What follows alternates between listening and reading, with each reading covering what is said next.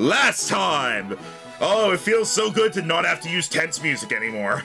But tense things did happen.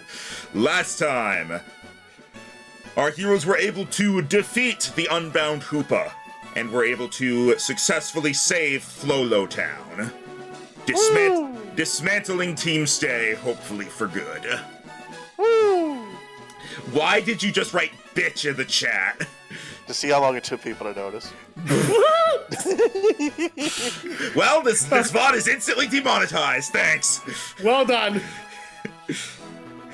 Alright, it lasted.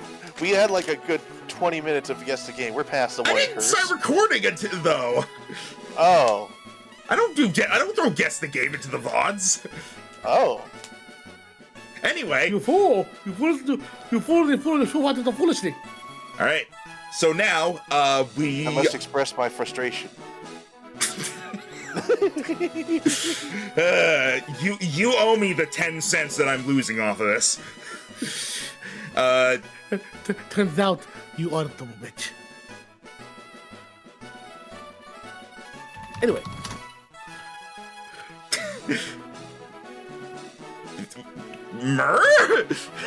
Turns out it doesn't print asterisks.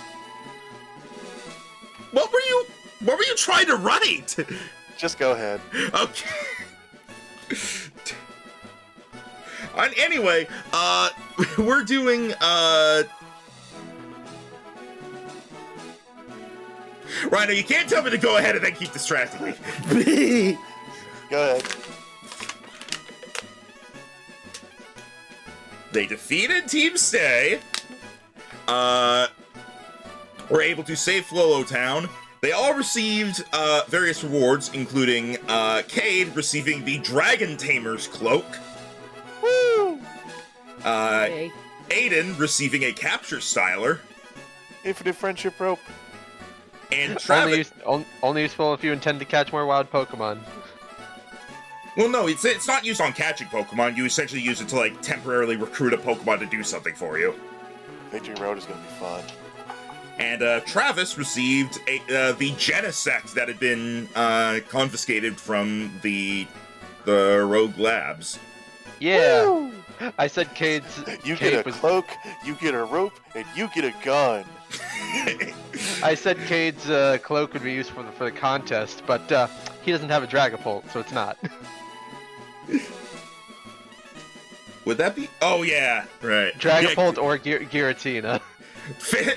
Yeah, just get Giratina, forehead. Alright. Now, what was it? We have, it is time for the contest, essentially. Well, we're leading up to it. It's the days leading up to the contest. You guys need to decide your 8 days of training, because I did mine. They actually already did off stream. Yeah, they did those off stream, okay. So we will be getting into all that now. So, yeah, we slightly reworked how training is done because it was too slow. Yep. So now essentially, why you didn't see us mix up our teams a lot. Yeah. So essentially, the way training works now is you spend a free day, and when you spend that free day, you roll a D100 to determine what kind of encounter you get, and then from there you make a training skill check to see how well you do at the encounter. And then, depending on how well that is, you get different amounts of experience and money. Tim had already done his rolls for Dunwick, so I just kind of translated that into how he would have gotten levels up. So Travis spent the 8 days leveling up Dunwick. And so, what level is Dunwick now? 13, he was 10 before we started. Alright. Aiden started off with, getting to know Hoopa and trying to convince it to be caught by him. And he failed the persuasion check. So, Hoopa is not caught by him. But I didn't fail so spectacularly so that it left, so it's hanging around. Correct. And he will get one more chance at it, and it can't happen until after the contest. And if he fails that check, Hoopa cannot be caught by him, period, and Hoopa will just leave whenever it gets bored. Alright, and also for flavor, Aiden spent a day using his Weaver's tools. Hoopa now has a tiny sweater. Along with a couple other things that Aiden made. That is adorable. For the contest. That might give a boost to your next roll to convince it to be caught. Noted. All right. I'm gonna write down my notes. Sweater boost. All right. So after you did that, and then Cade and Aiden also did prep for the contest. They did 1 day of prep, and they did really well. So they're holding on to that prep. And now, it is the stuff that happened in between the training days, as it were. We already went through what Travis did. Aiden was training up the Pokemon that he wants to use in the contest, which is Wisp, the Resara and Emolga, who we have not seen in a very long time. Yep. I'm Now not that sure. now that the training thing was revamped, I can get him up to a reasonable level. Yeah, Her. I don't think he ever actually used it in combat up till Again, now. I say as a short of them. I swear you definitely had like the H in there, but I don't know. All right. So yeah. So Wisp is now at level 14. Yeah. Pretty reasonable, I think. Yep. Wow, I and only went up 3 levels. You had to go up like 5 or 6. No, I you're- only went up 3. They started on actually at 11. Okay. Yeah. And then you also got some money off of the training that you did. Yeah, which I need Hooray. to actually double check on mine because I forgot to add that in. I sadly did not make any money, and I'm the one who plans to go shopping. I rolled a 69. You Oh, did, but it was and the it was nice. it was the that's what it did times 100, right? You said back, so how much is 1,000? Well, you 100. you literally rolled your rolls for money were you ended up with like 29 total, so yeah, you would get 2,900. The rolls for Jero's money were 3d10, which he got 4, 5, and 4, and 2d8, where he got 8 and 8. Lucky bastard. Yeah, Jero, when that happened, Jero literally said to me, "Why can't I have this luck in the session?" Yeah, I rolled like 68s. Only one was above average. And then let's see. But also because of the other votes that I got, that I was like, why can't I get this? Yeah. So he also, while he was doing his encounters, he got a nat 20 for one of the encounters, so that got him to good XP. He also rolled a 100. I was half expecting you to say, and then Lance rolled up randomly and had to fight Jero. What is that, Jero's 3rd or 4th 100? It's getting up there. I think 3rd. Yeah, it was third, because I've gotten 3, you got 1, and Vinyl got 1. Yeah, and Because I believe one of them was I think it was yours, because I think it was yours that was the Regirock. the Regirock. Mine, Yep. my I know the second one was freaking me getting Shadow Ball, but I don't know what my first one was. I don't think we ever did anything with the first one.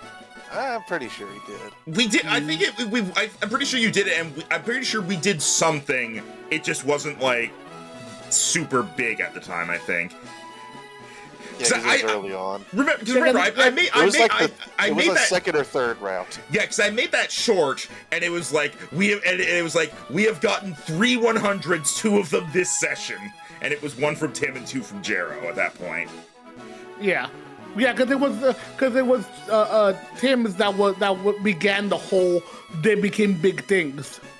I think yours. One of Jero's spawned the Kamo Lance quest line. Yeah, that's what I meant. I'm Yeah, thinking. yeah. I don't know for sure, but your other one. No, your other one wouldn't have been the Mega So I stuff. think this might have been Jero's 4th. I'm not sure. No, definitely it not was 4th. third. Only It was 3rd. third. But that said, we're going to now do what actually happens for that. So, because Lance rolls up. I also rolled a ton of berries since I never took Paul out of my team. Bees! I managed to get 2 lumberries in there, so pretty happy with that. Any Lepus? I think I did. I didn't get any citrus berries, which is the one I'm lowest on other than Rost. All right. So, Jero. You prefer Rost or Rachel berries? I never watched Friends. Same. Anyway,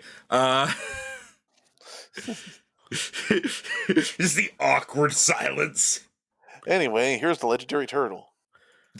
You say that. What? Jero, or Cade, rather. Who are you? You... Rhino's in a mood today! Rhino is very certain that we do not play today. I'm just having fun. I'll shut up if you want me to. No, it's fine. It's just, you're just a lot perkier than usual. Definitely not I a didn't bad have to thing. work near as long, so. Yeah, and we did Sea of Thieves stuff, so. Alright. I would say, like, what you guys, after you're done in Flolo Town, you're probably, like, sticking... I like to think you're sticking around there, keeping an eye on things, and then you'll fly to Kamatola for the contest, like, a couple days beforehand, I think. Think that makes sense? Yeah, sure. Yeah. Alright. So, Cade, you, decide to go do some training, one evening. You take your Pokemon, you head on out, and you're looking for some good Pokemon that you can battle, maybe some trainers. Something that can help get your XP up.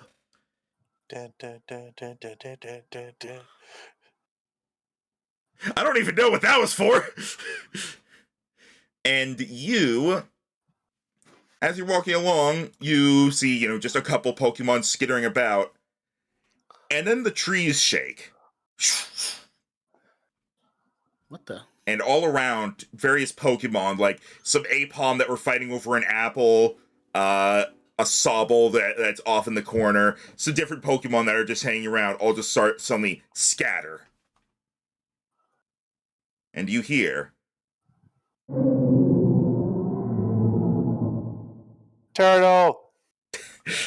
You also hear Aiden yelling turtle. And as you hear that, the trees continue to sway and sort of part. As, sure enough, It's Reggie Trius. the large, icy tortoise,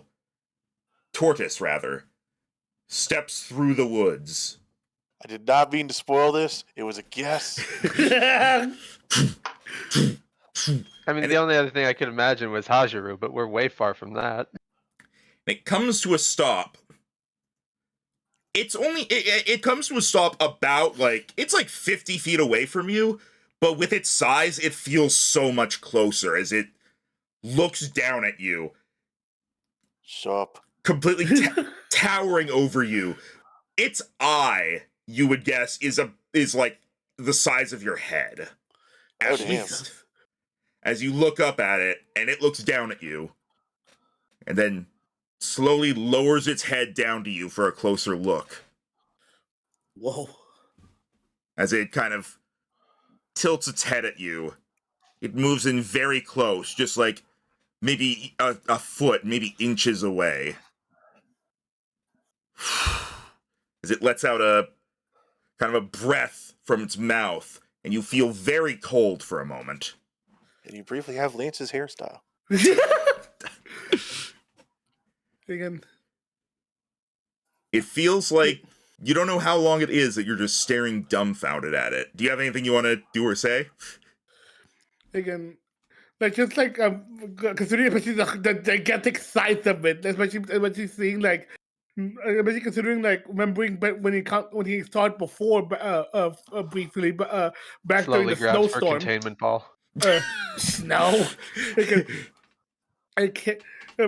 Kay just looks at it in awe, just seems almost like inspecting him as he just go like he can't of course just showing that he's on a sweat, just goes and puts his back down for a moment and then goes as if to gently put a hand up to see if he can see almost to reach out for him to almost do a whole just to inspect how he feels to the touch. You reach out your hand. His head is still down here as you reach up to what you would assume is his cheek, so to speak. Mm-hmm. And you kind of put your hand against him, and he doesn't seem to react aside from just a very slow blink. Like, not quite as slow as, like, the sloth in Zootopia, but... Yeah. And you put your hand up to it, and it is genuinely, it feels like shoving your hand into a pile of ice cubes. It is frigid. And after a moment, it lifts its head up, and as its head separates from your hand, you feel it, like, stick for a second just because of the cold. Wow. As it brings its head back up, it glances down at you one more time, and it continues on its way.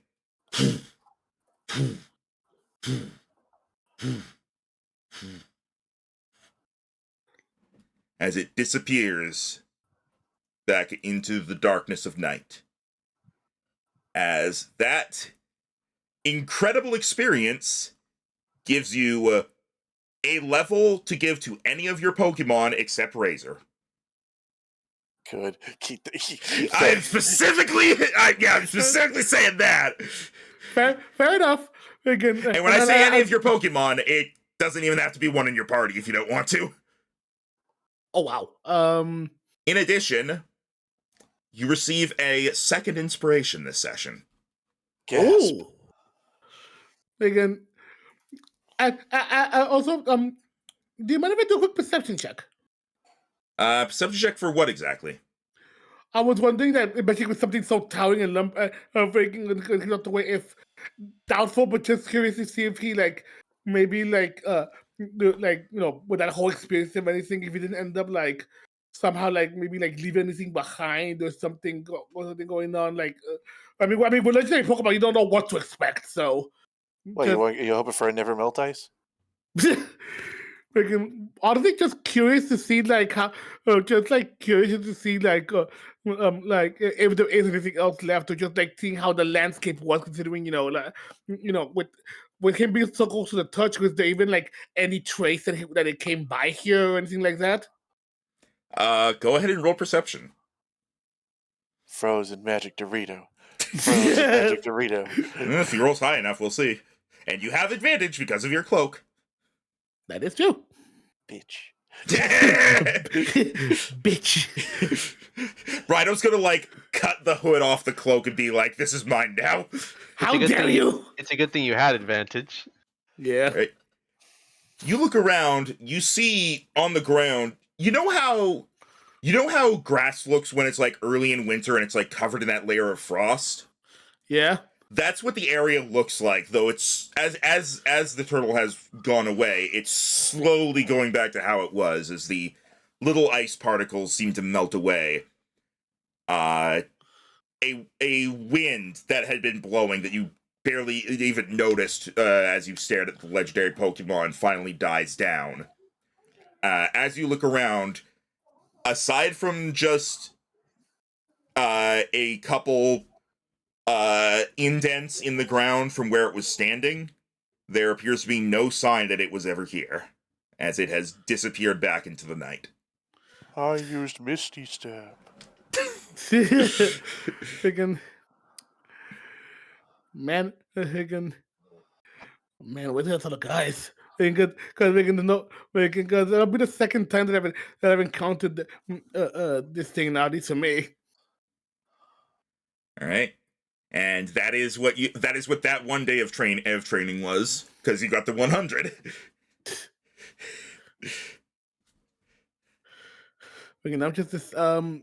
I'm just deciding what to save that freaking what to save that 100. I mean that level up for, or who should I give it to?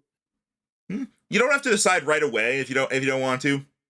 Just do it before too long. But yeah, I won't think about it soon. But yeah, I think I'm good for right now.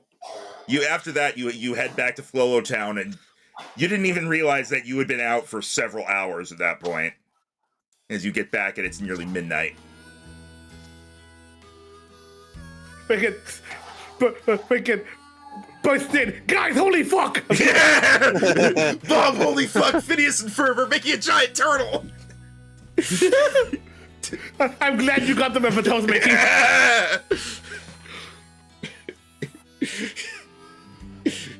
Mom, Phineas and Fervor trying to capture a legendary Pokemon. Oh god, Tell that's a them people crossover I from want to Boss see. here. Freaking. I imagine the all episode I'm starts saying- with them playing it on the Game Boy, and then later on they've invented artificial life. Yeah. Hold on. Oh. Those two with Mew, endless possibilities. Oh god. Doofenshmirtz like, behold, my Pikachu-inator! And behold, my Dragonite-inator! And behold, my Turtonator-inator! They really need to invent a platypus Pokemon that's water poison type. I'm surprised there hasn't been a platypus Pokemon yet. Has it not? Tim did it. No. There hasn't been. The closest we have is like I don't actually know. I was gonna say Psyduck, but no. That's just a duck. I mean, if you count Bidoof being a beaver. Freaking, a platypus puts on, I just had Penny the platypus, the trainer, puts on the actual cat, Penny the platypus! Penny the Pokemon! Alright, anyway. Aren't you boys a little young to be bringing monsters from a digital game to life? Yes, we are. Okay, then have a nice day. honestly, considering, Pokemon, Digimon, etc., not really. Yeah, no, now that you think about it, no. You know what? Fair enough. I mean, Tamer, enough said. Yeah. All right. So yeah, with that done, you guys have gone through all of your training. You've gotten all the money and experience from any level grinding and such that you did, and it is now essentially the day before the contest, and I assume that is when you are going to catch a taxi to Kamatola. Sure. Sorry, I was imagining the Professor Oak speech, and it was Professor Doofen's birthday. He's like, I feel like I got a demotion. Hello there, and welcome to the wonderful world of Pokemon. Are you a boy or a girl? You're a platypus? We gotta get off this train. It's gonna be the whole session. Why are you saying that it's a bad thing? Behold, my Pokédex-inator! Yes! You may pick one of my 3 Innators as your starter. Bulbasaur-inator, Charmander-inator, Squirtle-inator. Don't worry about the fact that their names don't fit in the 10 letters that we were given. We'll do what they did in the first game where you can put Pokemon. No, the text is literally everything, but just at the end in a toy. That cannot be. It reminds me of fucking Feraligatr when they had to freaking cram all those letters in. You have to remember Epicurd. All right. Anyway, are you heading to Kamatola City now?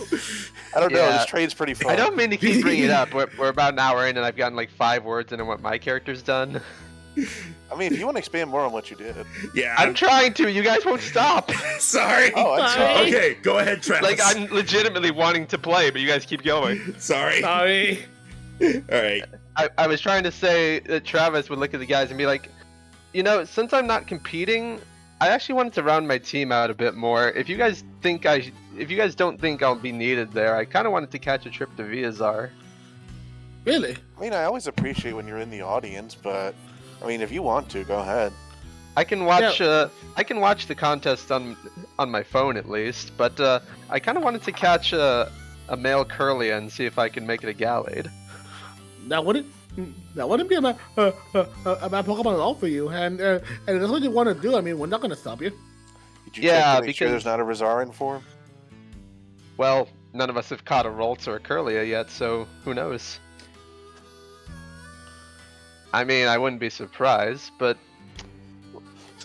I really would like another fighting type. I only have one, and it's kind of the only type that would be good for fighting Norbert. I feel like he knows that, but I mean, Gallade has some good coverage. Small reminder that Dave did give you a tip about when you fight Norbert. Don't expect type advantages to work. Yeah, essentially. You just say go in with what you got. Yeah, but still. At this point, my only psychic type is still level 5. It's been that long since I used Believe. So, Fair. yeah. Since the best place to catch fairy types would be in Viazar, I think I'll head over there. All right. Although maybe you could check in and see how they're doing after the whole takeover. Oh yeah, Farley didn't show up to help with the thing, so I can check in on him, see how he's doing. I imagine that it hit a bit close to home. There were a couple gym leaders and experts that didn't show up. You would have generally learned that like any that didn't show up were either were generally like sticking at their own home to like keep an eye on things there. The only ones that came out were the ones who like were able to, were fine leaving it to someone else. I didn't expect Ivy to show up because how's she gonna keep up with us? Or Celeste. Yeah. Speaking of, I asked this in chat but didn't get an answer. Are our names out there now? Have we had any journalists come up? Are we in any newspapers? Do people know who we are? I think I missed that question, but let's see. I would say at this point, since you've gotten 7 badges, 2 of you have won a number of contest ribbons. All but one. I would say at this point, and plus like what coverage there was of the rescue of Flolo Town. Yeah, which I think we're now going to be telling the Flolo incident. Something like that. It would probably be. I think it would be called. It's more referred to as like the Team Stay Assault. Yeah, that works better. As Stay assault. As I'd say your names are definitely out there. You're not quite recognized as like the heroes of the region, but you are well known as being like, hey, these are some skilled trainers, and they played a big part in helping out with the Flolo thing. All right.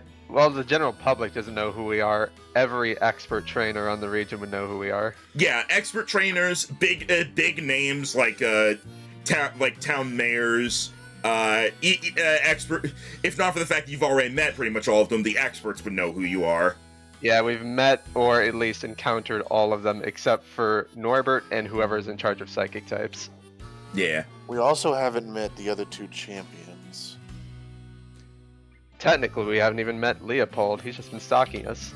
I mean, no, you sort of met him. He was a guest judge in one of the contests. That's not meeting him. That's he was there. Yeah, but like you've seen him. You know who he is.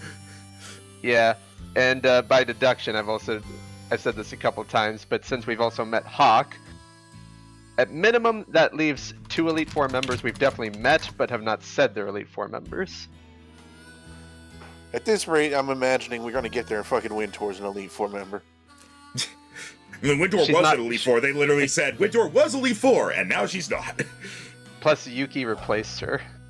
Yeah. Look, Wintour, odds are, got released by the champion, so I'm just paranoid at this point. Also, it's worth noting in general that the only reason you even know Hawk's an Elite Four member is because Travis overheard like a hushed conversation. They generally keep that sort of thing very private. Yeah. Oh, takes away bright shiny sticker. All right, so Travis, you hitch a different ride as you head to Veazar Town. Yeah, I'm also gonna do a minor bit of shopping. I was wondering if any of the 2 towns, Flolo or Viazar, had friend balls for sale. That way, if I catch a Curly or a Ralt, they have bonus XP gain.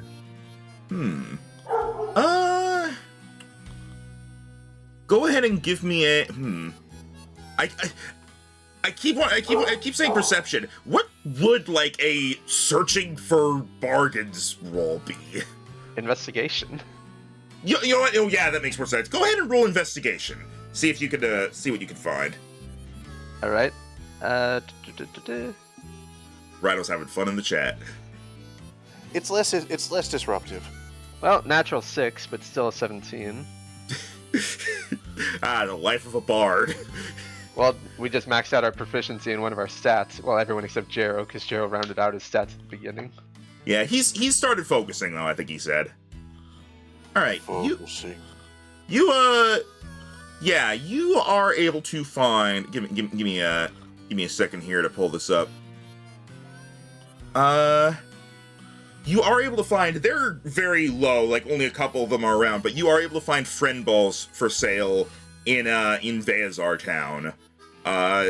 There appear to be. Roll a d6 for me. All right. 5. There are 5 of them, and they are each on sale for 600. Oh, that's great. That's even less than half the price they are listed for. So, just in case my luck sucks, I'm gonna buy hang on. 3 of- You're talking about friend ball, right? Yeah, they're listed as 1500 in the thing. They're the one that makes it so a catch Pokemon has higher XP gain. Are they listed as money amount in the thing? Last time I checked. You're thinking, because like in the mall and such, they have different balls there, but the only one here that's 1500 is level ball, which might be the one. No, that's not it. Friend ball is the right one you're thinking of, but friend ball has not been for sale yet. Really? Let me double check the Tornaloth store. It's Yeah. not in there. Oh, I guess I confused it with level ball. So what if? 600 each. Okay, that's very cheap for a ball that makes your Pokemon just get better quicker. So I'll buy 3 of them. All right. Yeah, it is cheap, but you also get this is like there's a very limited amount. It's like just somebody running like a market thing, and it's like, hey, I got these. Also, remember, they're a ball that has a special effect, but it doesn't mean it makes it easier to catch the thing. Yeah. Which is the trade-off. Like The if only it works for you, well done. If it doesn't, well, tough shit. All I've got otherwise are Pokeballs, 1 Love Ball, 1 Lure, 1 Heavy, and 2 Moon. All right. We have not decided to buy any Ultra Balls, even though they've been available, because we stopped catching things. Yeah, I'm hoping that with you probably still won't necessarily be catching things, but hopefully with the way the new training is, at the very least, if there's a new Pokemon that you want, you're able to go get it instead of being like, it would be too low level. Yep. All right. So True. whenever possible, I will start hunting for Ralt/Curlia, male variety, of course. Keep positive thoughts in your head. That is how Just it works, like- isn't it? Just like someone on Grinder, I will be hunting for femboys. What the fuck? There's Tim's joke. Yeah, you're gonna have me back, Tim. All right. We'll go ahead and we'll pan over to the contest first for their arrival, as you guys, Aiden and Cade, you arrive at Kamatola City, and So, Oh. no one wanted to borrow one of my ghost types or ask Akuji for one of his, I guess. I'm okay. yeah, they had it figured out, I think, unless either of them changed their mind, which options open, but. No, but plus, especially considering the faking, we don't do this with our own Pokemon after all. All right. Which, by the way, I feel like as we are heading over there, he has always been a prick. I can imagine the entire time it's been going on. Freaking Voodoo's pretty much been out of his balls the entire time he's joined back in, and has pretty much been making friends with Hoopa and obviously doing shenanigans here and there. I hope for your guys' sake, no one in the contest is a Spiritomb. Yeah, Yeah. we'll see. Thank you for that. We've actually been seeing Dewdrop and Wisp out, which has been an interesting collusion. All right. As we are going to pan over to the contest hall, I should give Wisp a held item. What do I have left? Held items aren't allowed in contests. Yeah. Well, okay then. Although, if you want for later, we do have magnets, the spooky plate, or the spell tag. Oh, it's nostalgic as hell music. Yep. I'm right. gonna take off the freaking hell for freaking Voodoo Yep. then. We haven't done a contest in a long time, but held items are banned because they give a potentially unfair advantage to more experienced trainers. Or just rich. You don't have to necessarily take the held item off of the sheet. Just remember you don't have it. Yeah. right. Just try to remember that that's for the freaking damages for 2 of his moves. All right. Aiden will go up to Cade before the contest and say, all right, let's see which of us gets that final one first. And hey, it just means they get to help the next one, huh? Kate only has 1 ribbon. I wonder Wait, if this We're both. This is the last one each of us need. Oh, sorry. Yeah. My own personal notes were not caught up yet. That's on me. Sorry about that. Oh yeah, you're both at 2, so whoever wins this is set Yeah, for the big one. cause I had Right, won you the won first one. Ruffton. You won Ruffton. Yeah. Okay. Sorry Yeah. about that. This is another I reason I have didn't. Tonalos and Idatana. Yeah. Yeah, this is another reason I didn't want to compete, because if I did and I won, you guys would need another win each. All right. I wonder You- if this contest will have fewer people signing up for it because of the type restriction. You do Yeah, see 'cause- that there are fewer people here due to the type restriction. You also see, like, I'll let you get back to your conversation in a second. I'm just kind of setting the scene. You also see, like, there are, like, a lot of, there are a fair amount of trainers here that you see, like, talking with someone else. It seems like there are a lot of them that are borrowing Pokemon from friends and whatnot, which is like generally it's allowed. So Yeah, it's about your bond. yeah. So like if you're good with a Pokemon and it just happens to be owned by someone else, then all right. Yeah, cause I was just remembering for the notes. Yeah, cause I went down in Ruffton, friggin' Aiden won. What were the 2 ones that you won? Idatana. Tonalos and Idatana. Yeah, and you Tonalos won and you Idatana, won you right? won Tharon. So Yeah, so I won in Ruffton. okay. Yeah, I think I just forgot to write down that you won in Ruffton because I've been keeping track of that sort of thing. All right. So I especially remember the Perish song incident. oh yeah, now it's hitting me. All right. You are here at the contest. As you see quite a few other people around with lots of different ghost types. You see like 3 different I'm actually blanking on what it's Dusk Noir. There we go. Oh wow. Oh, jeez. There are like 3 people that are using Dusk Noir. You see 2 of them are kind of like looking at each other. They do the Spider-Man pointing meme. Yeah. You. And the Dustmar also does the meme. I hope at least one person brought a Mimikyu. There is a Mimikyu. There is a Mimikyu among And it that's all. the sound its costume makes. And even though he's not participating, just in the distance, dressed in a cloak, buzz. Yeah. I have my fingers. Right when I were joking that Resara and Stunfisk. It's Stunfisk with a sheet over him. To the buh, he says boo. Yes.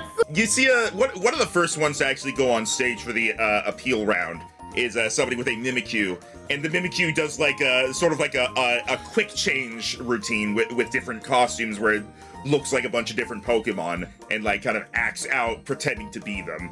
Like That's really cute. It's a Charmander. It throws out like red confetti as flames. It pretends to be like a very small Snorlax and just lies there asleep for a bit, and the crowd chuckles. that's honestly adorable. I'm curious if one ghost type I have in mind will be involved. Same. As you see some other people around, you actually do spot a couple familiar people. Oh? Who? As you see, give me just a second here. Drum roll. As Aiden, you see Brooke,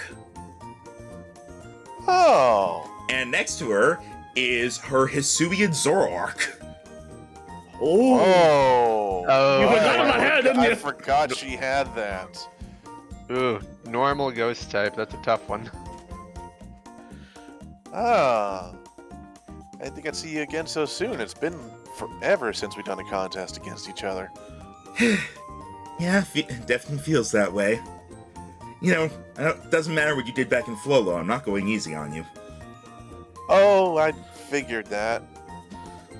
So who are you using? Are you going with your Golden Go?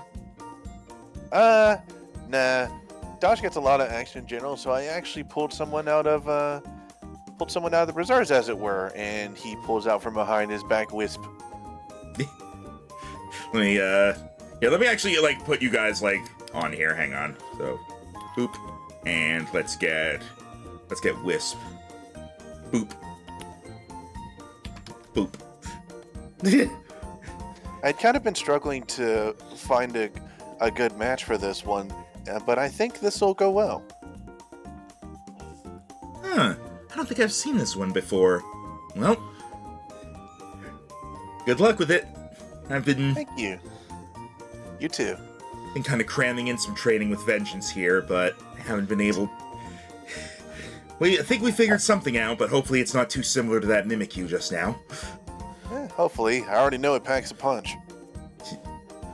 Again, as the conversation's going on, you just notice both of them just notice that a pair of red eyes just poking from the wall, but nearby, just looking, just like, hi. Yeah, Voodoo is not alone in doing that sort of thing. Everywhere you look, you'll see like a ghost Pokemon just sitting behind someone waiting to be noticed. Hey, get out! This is my wall. Just reminds me of that one like D&D comic where it was like when they're in like the opening tavern and like 3 rogues are in the corner. Get out! It's my turn to brood. I was just thinking that of making one ghost step goes to your corner. He's everyone there. Are you people? Cade, you also spot a familiar face. Oh? Let's see if you as a player remember. As you see Casey. Casey. Oh, wait, isn't she the... Oh, I remember definitely doing a contest because the name sounds familiar, but I don't remember what the Pokemon she had specifically. She had a Ribombi. She was because right. You were paired up for a sort of a doubles round. Yeah, the doubles round. I remember it. I remember Casey again. Yeah, as you see her, I remember the double being rough. as you see her, and you see she is with a Palisand that is shiny. Oh, very black, nice. Black Sandcastle. Look at that. Nice. Yeah. I always thought that was one of the better shinies. Yeah, that was the better shinies. Agreed. Freaking. Which, oh, by the way, as I'm approaching her, Voodoo will just be just chilling on my head, just like,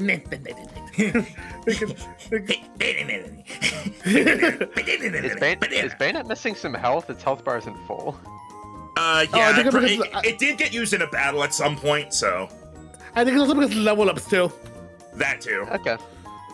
Unfortunately, because of the contest rules, unless Max gave it an evolution, there's no Stunfisk guy here. Yeah, no, you look around, you do not see Frankie. In the distance, you hear it.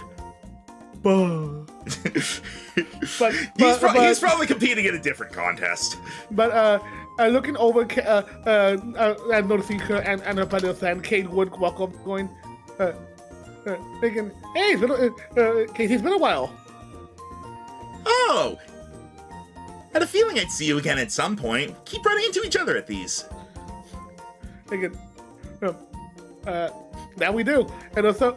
Could help put your Palisand there. Must have been a lucky catch, huh?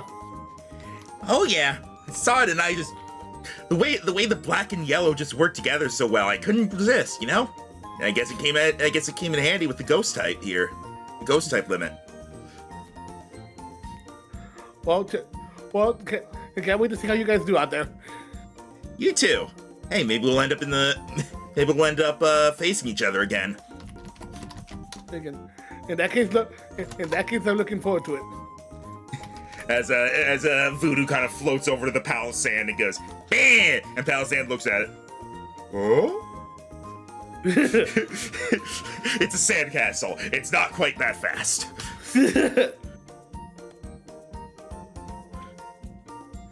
All right. So aside from that, you don't really see any other familiar faces. And before too long, it is time for somebody to go up on stage. So that is, I want both of you to please roll d6. Or, sorry, no. Both of you roll a d20. I was looking at the wrong thing. All right. Aiden, you are called out. Early on, you are the fourth one that's called out. Okay.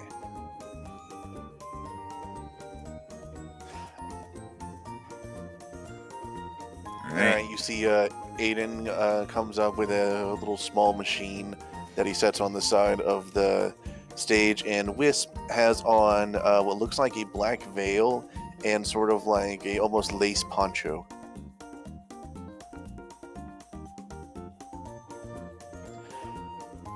All right. No special judges this time, by the way, just the usual. No, you. I skipped the introduction because you hear it every time, but yeah, there's Mr. Contesta. There's. That's not the guy who says it remarkable. That's not him. I always forget. Mr. Sukizo is the one that goes, remarkable! And then there's the town's Nurse Joy. Hi, Nurse Joy.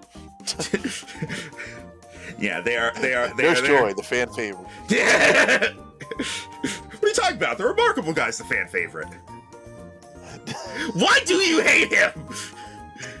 This is mostly me playing it up. It's not a Pachirisu situation. All right. Also, let me go ahead and switch over to the actual appeal music. All right. All right. Go for it. All right. So as things begin,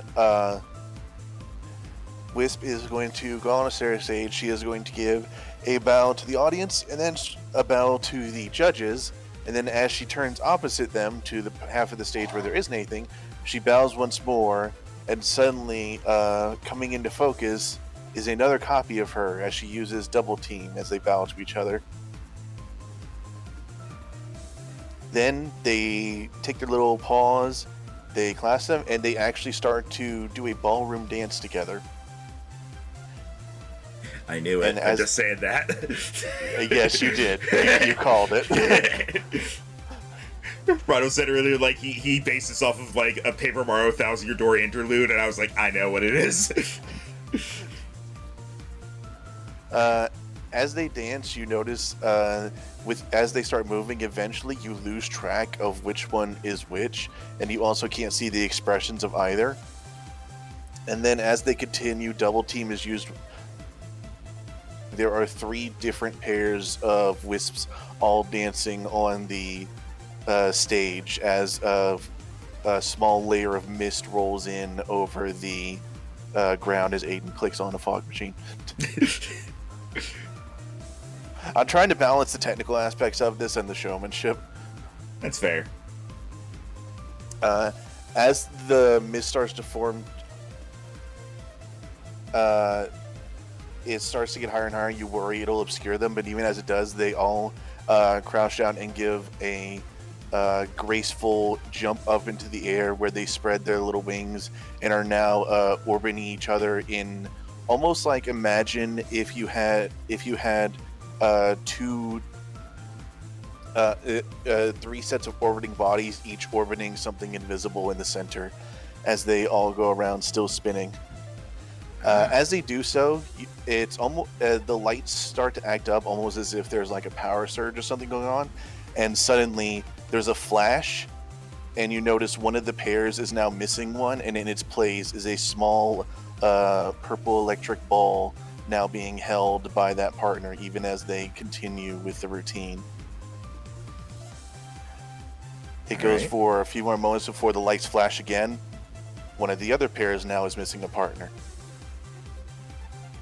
And finally, one more time it flashes. There are now 4 orbs and only 1 pair remaining, as the 4 orbs now slowly orbit those 2. As they slowly come down to the ground, the mist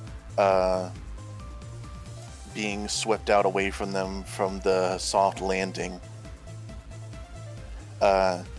Suddenly, you notice as they go through a few more moves, one of the Emolgas dips the other one, and as it does so, you see a sudden spark of purple eyes behind the veil, and suddenly it flips up, and you see it lunge at the neck of the other one before it's more, and that one is now a wisp as the veil is pulled back to reveal the sharpened teeth of the Emolga. Eyes looking at the audience. As the 5 wisps now orbit that one, they seem to get closer and closer to it as it spreads its arms wide, before suddenly a crash of lightning comes down from the ceiling, and all the wisps and the Emolga itself disappear as the mist is just forced off the stage, as it seems like everything that was on the stage, Pokemon and all, have just disappeared. For a beat later, the shadows recoalesce into Wisp as she appears once more in center stage and bows with a wide smile towards the audience.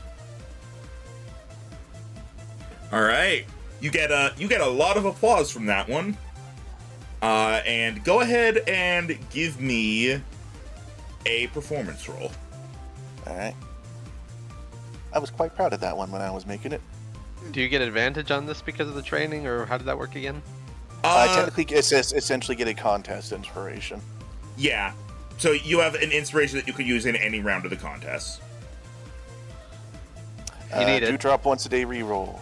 Oh, right, yeah. Oh. Yeah, I would still do it. Yeah, probably go ahead and do it now. Damn it.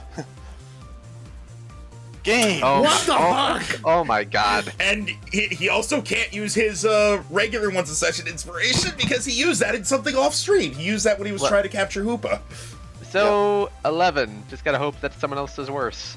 I guess. As there is applause as the crowd seems to have loved it.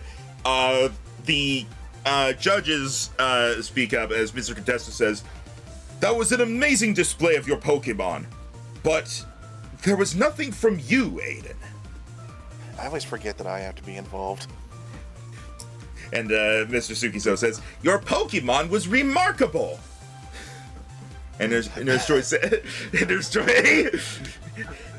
As Mr. Contesta said, it was great to see what your Emolga can do, but to see only from the Pokemon and not from the Pokemon and the trainer together is a little disappointing. Out of character, has that been a focus in previous contests? It's not been a focus per se, but generally when you guys have done a routine, you have gotten yourself involved in some way. This one you just turned on a machine and stepped back. I don't think I have. Like, even with Shori and Dewdrop, I think is the most I've ever been involved. That was just me dressing up, but I guess that's just my own interpretation. I think it was more the fact that you stepped back and obviously is supposed to, while Wisp is supposed to also start the show, you just stepping back and just doing and just being more of a side thing, and understand it's almost like helping or being part of the show alongside Wisp. Wisp is probably what took the points off, because instead of like someone being like either directing Hooper. I keep saying Hooper, goddammit. Get your mind out of the hoop. It was basically the problem is that it was Wisp. It wasn't Aiden and Wisp. I guess. I don't think I've ever personally thought about Aiden much in it. Because I'm pretty sure freaking back when it was a thing, back with the whole freaking done in contest, it was supposed to be the Pokemon. That's the thing, which I'm a little confused. Well, yeah, the Pokemon is the Pokemon's the focus, but you're also meant to you're still meant to be there. True, very true. Is kind of what it is. Also, this is just me figuring out how to do your rolling at 11. Yeah. I had 3 chances. I didn't roll above a 4. Yeah, the judges seem like a little lukewarm to it, but the audience seems to loved it for what it's worth. All right, well, we'll see. All right, as you head off stage. I mean, let's face it. Freaking majority of the audience.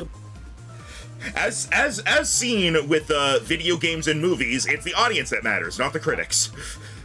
And for the record, the flashes were Astonish and Double Team was used, as well as Spirit Spark for the finale. Gotcha. And don't forget, fewer people signed up, and a lot of people are using borrowed Pokemon, so they might not have the synergy. We'll see. But by the The way, dice may Max, just be against me. by the way, Max, we said that while they all moves that were that like obviously that the moves that they have are gonna be used for them. They can still like freaking use moves that would be like general moves that they definitely know, even though they're not use moves that are like in the pool, right? Yeah, it just as long as it's something the Pokemon could use, you can use whatever for flavor. Though if you manage to make something using just the moves you have, I would be impressed. Fair enough. And if it's something that your Pokemon can't even really use in its moveset, as long as it fits the flavor of what the Pokemon could realistically do, it could still apply. Yeah. Yeah. All right. And now Well, also Phantom Force. so right after Aiden and Wisp, Cade, you and Voodoo are called on immediately after. Oh, okay. And here you are. All right, curious to see what Bayonet can do. Okay.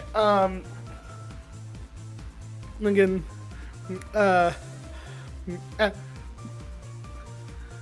again. Also, Cade would be dressed up in the usual outfit, not the dragon one yet. Setting to save that. While he would have had it on beforehand, he would actually to save like the contest debut of that for hopefully the freaking the Evergrande conference. So hopefully he does get to the finals. So he would be the usual thing, and he would have the ball with the council ready to go, and it goes. Thinking, all right, Voodoo, time to put on a show. As Kid releases the ball into the air, and out the ball, an explosion of ghostly energy comes out, as it almost looks for. It almost looks for a second as if nothing actually appeared, as the ball just like closes and it seems to fall down to the ground. When suddenly it gets caught by before it hits the ground, it gets caught by a ghostly hand in the before it hits the ground. As Voodoo slowly emerges in a pose from underneath, and then gives a flashing grin at the audience before launching the Pokeball back from me to catch, to which when Cade catches it, he goes ahead and does like almost like a bow over to Voodoo to let him do it, to let him do his thing, as he goes ahead and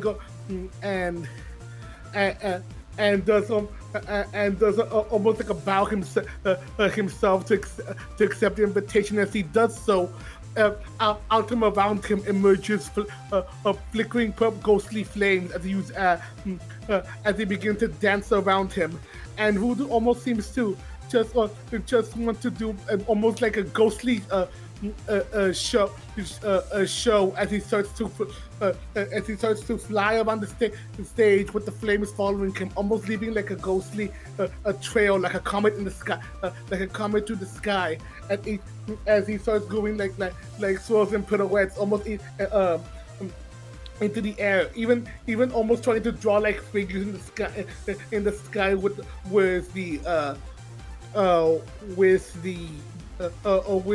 the trails of the Will-O-Wisp, almost doing an eerie smile here, or just some flames here, as the ghostly Will-O-Wisp start to dissipate one by one. He does like a special flip or spin to make it reach down towards the center, so as they all start to gather up together. And as he does, and as he goes ahead and launches the final wisp before the Will-O-Wisp, before they all go out, they all clash in the middle, causing an explosion, almost like a firework explosion of ghostly flame. As he goes ahead and lands in the center, and lands in the center, giving a bow to the audience as he hopes they enjoyed this ghostly night. Woo! All right. Go ahead and give me the performance roll. Yeah. Wait, that was one advantage. So that would be a 12. So you have your regular inspiration, your inspiration from the turtle, and you have contest inspiration. So you basically have 3 inspirations. So if you want to use If they do better for you than they did for me. You already did better than Rhino, technically, so. with a 12, yeah. I'll do one more. That'll work. Okay, you're good. You win. You're good. All right. There is massive applause. As the judge says, it was so good how you let your Pokemon do it all, and you stayed in the back. Aiden up in like the stands, narrowing his eyes. As there is applause as everyone as the Mr. Contessa says, it was a very unique way to incorporate the almost spooky atmosphere of the ghost type, and very well done. And Mr. Sukizo says, completely remarkable! Emolga could feel Rhino's hatred for electric squirrels.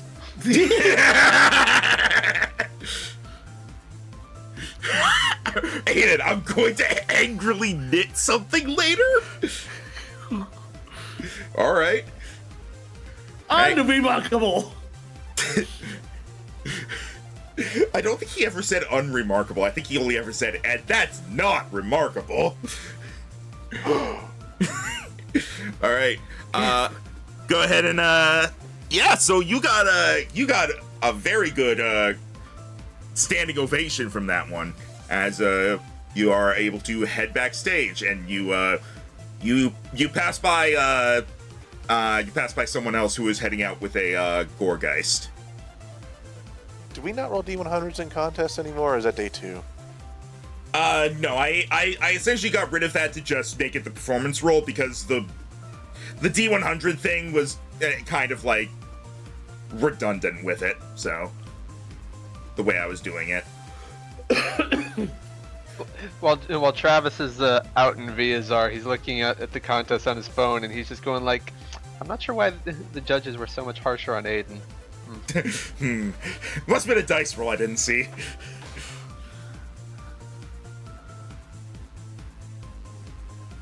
Alright. I'm going to angrily knit something later is the most grandmotherly thing I've ever heard. Accurate. He's trying to be productive. Alright. So yeah, you pass by, Hoopa will end up with a little wool cap, but it has horns on it for the anger. So it fits better. So yeah, Kate, you walk off stage, you pass by a red-headed woman with like a really elaborate dress and her Gourgeist as you head backstage, and you meet up with Aiden again. Did the Scarf of Fury solar?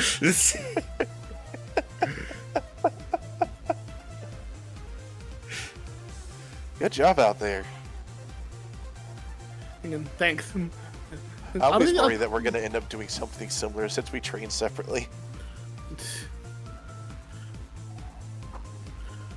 Yeah, I think you'll do pretty well. Thanks. I don't know. Maybe it was just because I was focusing on her for this one. I didn't actually end up wearing anything complimentary. That's maybe why it felt like I was separate. I choose to say that it's also because with all the mist and darkness, you just straight up weren't visible, so they didn't even get to see you, like, doing poses or anything or supporting.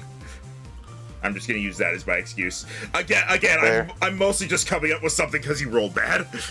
Yeah, I know. I hope you yourself liked it, though. Oh yeah, I definitely did. And, like, overall, like, how well you describe it did lower the DC. Because, like, if you didn't describe it very well, an 11 would have just been, that was horrible. Fair. Alright.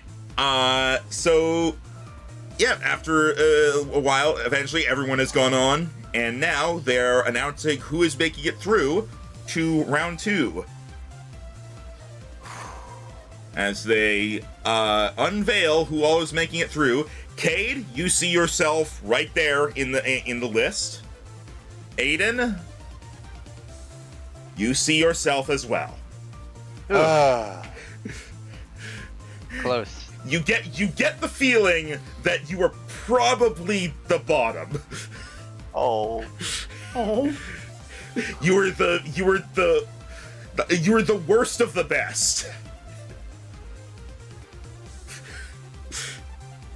So to speak.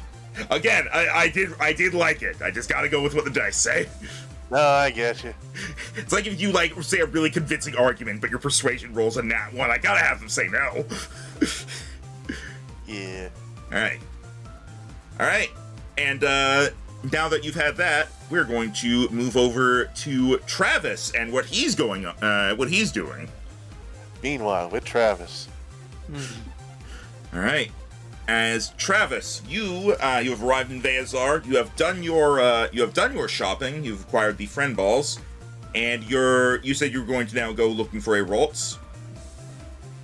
Yeah, I'll do like a quick stop at the fairy gym if Farley's around to see how he's doing, see if he heard the news, and then see if he knows any good spots where I could look for a Ralts. Yeah, you're able to find him. He seems to be like in between matches at this point.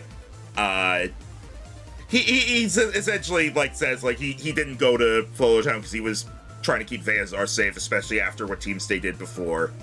But he's glad for what you did and everything's going fine.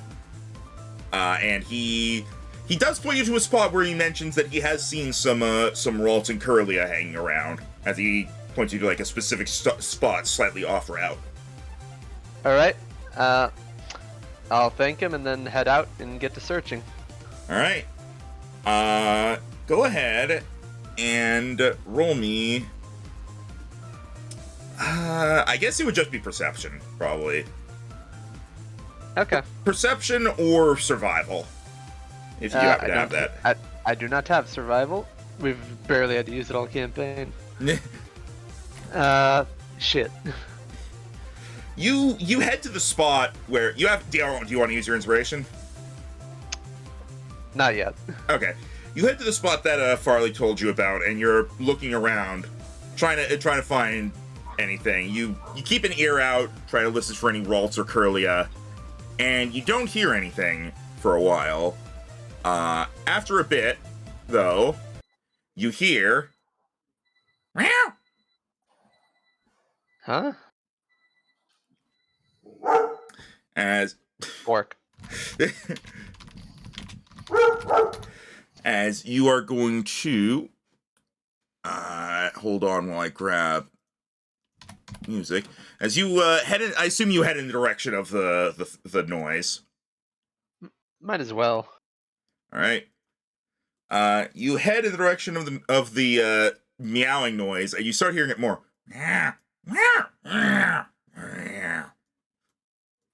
That's not good.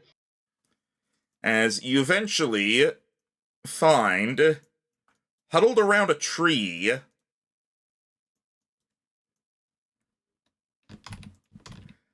are several Golarian Meowth that appear to be huddled around a tree and something at the tree.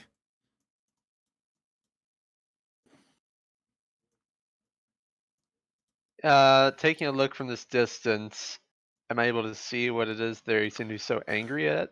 considering steel type, I wonder. Go ahead and roll perception again. Technically better. Technically better, but you are from this angle. You're not able to see anything. As they start kind of moving in and getting clustered around whatever it is. All right. Do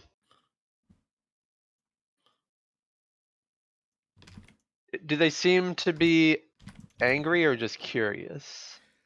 I'll say you know enough about Pokemon and whatnot. You don't know if you'd say they're angry, but they look unfriendly. All right. Well. Meow, meow, meow. And it. All right. In that case, there's 4 of them, and I can control 3 Pokemon now. This is probably like way overkill, but Actually, it's so overkill that I'm not gonna do it yet. I'm gonna send out. Yet. I'm gonna send out. You're still dead. It's so overkill, I'm not gonna do it. I'm just gonna use my dragon. This is the only thing I have with Earthquake. But I will send out Bahamut, Alright. and as I get in closer, and having him threateningly coming up towards the Meowth, and Travis is gonna say, "I don't know what you guys are doing, but if you have something stuck in that tree, I want you to back off." Meow? Meow. Meow. Meow. They all turn angrily. They see you, and then they see Bahamut. Meow. Meow. Meow. Meow. Roll intimidation. All right. Yeah,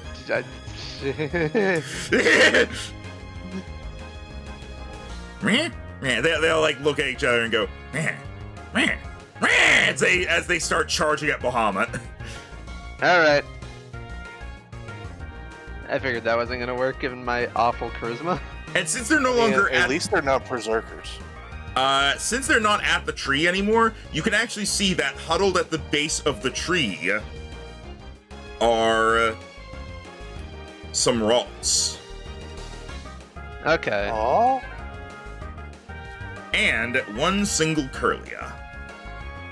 Okay. Alright. I have no mouth, but I must dance. This is going to. Wow. What are my rolls? I'm not even gonna bother with initiative. Just what does Bahamut do?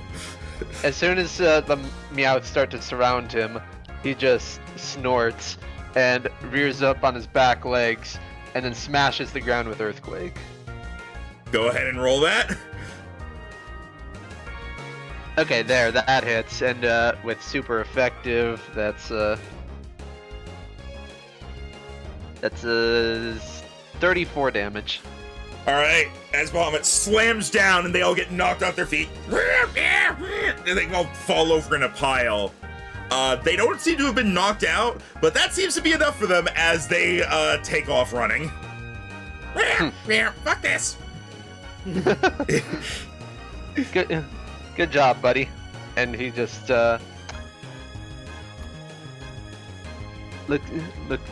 he just looks back at Travis with a bit of a smile. And Travis will then approach the group of them and be like, "Hey, it's okay now. They're gone."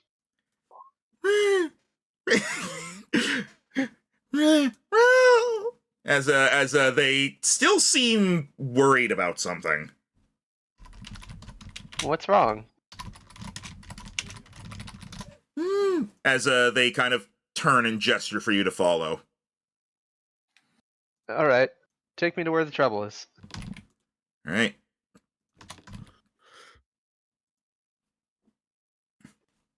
I never realized how ironic Bahamut's personality trait is for a dragon. It shares everything. Alright. As the Ralts and Curlia lead you along through the route, you find deeper in the trees is a Gardevoir who appears to be injured. Oh no, what happened? What type of injuries does she seem to have? It appears to just be like some severe battle injuries that haven't been treated. There's like hard scratch marks, bruises. Let's see. I don't have a medicine kit like Cade does. What do I have for healing options?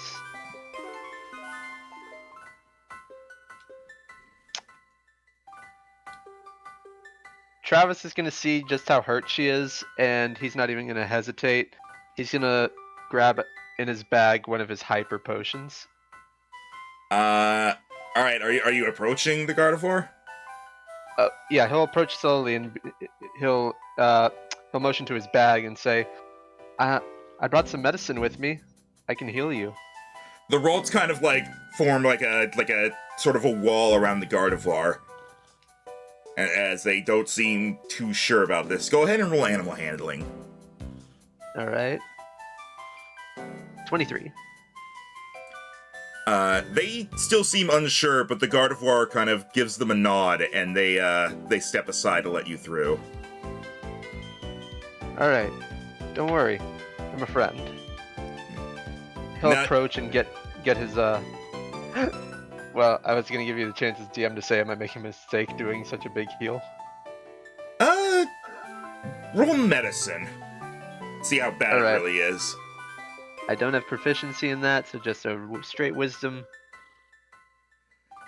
This is... The Gardevoir looks pretty injured. This is about how injured your Pokemon look when you recall them.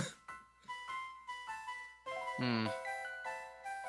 So as in, like, she's still barely up? Because I never recall my Pokemon unless they've hit 0. Yeah, the best way I can think to describe it is she has like 0 HP, but she's conscious, is the only way I can think of it. She has 1 HP, let's basically say that. Okay. Since I'm going to use real world logic of how injuries work and not everything heals off of a short rest, I'm going to use the Hyper Potion. Alright. Yeah, I will say, it is different for wild Pokemon typically, because you guys have like supplies, you have food and whatnot. These like are essentially wild animals. So, if they get injured, then that's a big problem for them. Alright, so yeah, you're using the Hyper Potion, which is a flat amount of healing, I believe? Flat 150, so it's a huge heal. Alright. You use the potion on the Gardevoir. Its bruises slowly fade, its scratches kind of close up. It lets out a sigh as it seems still tired, but it seems to be feeling better now, as it gives you a grateful nod.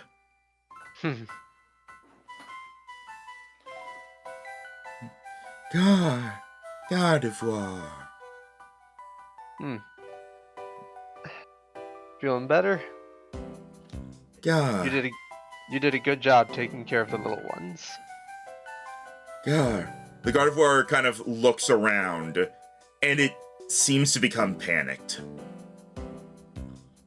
What? Oh no. Is something wrong? Is someone missing? Gar. That's Kalia. Gar.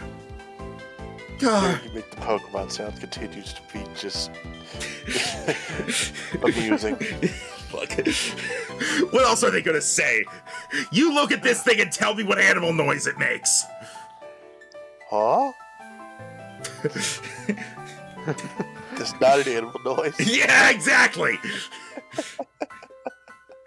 All right. I mean, yeah, they look a lot closer to little people. Go ahead and roll.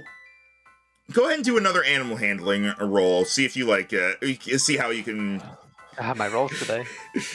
You don't really quite get what they're saying, but it does seem like they're panicking over someone missing.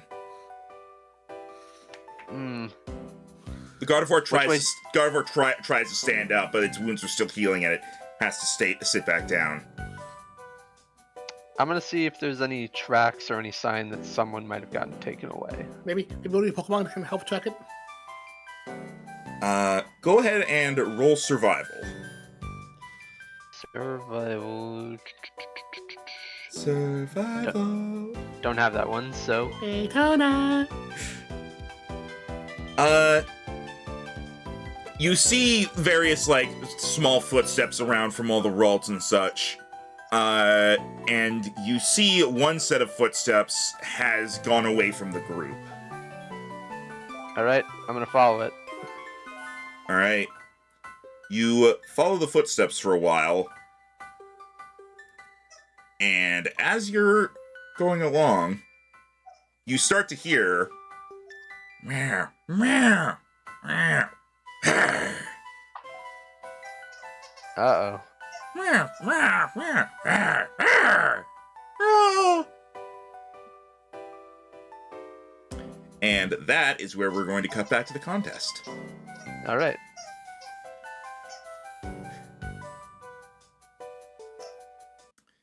Alright. Alright.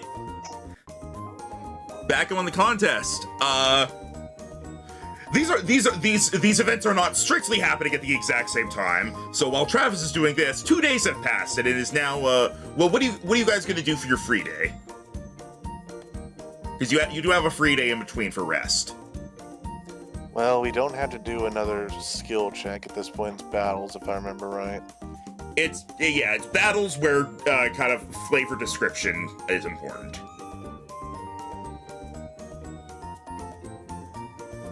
So I think Aiden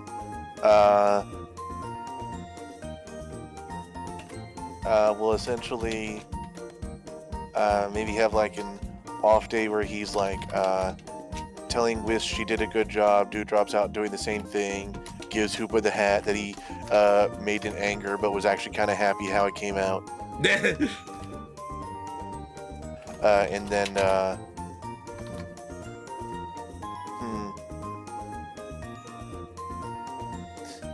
I'm trying to think. I was like, what are our options for off days? It's been like a while. I haven't just picked I need money.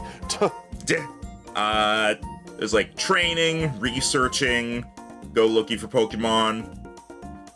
You could do a if you want, you can do more contest prep, and if you roll high enough, you can get another contest inspiration.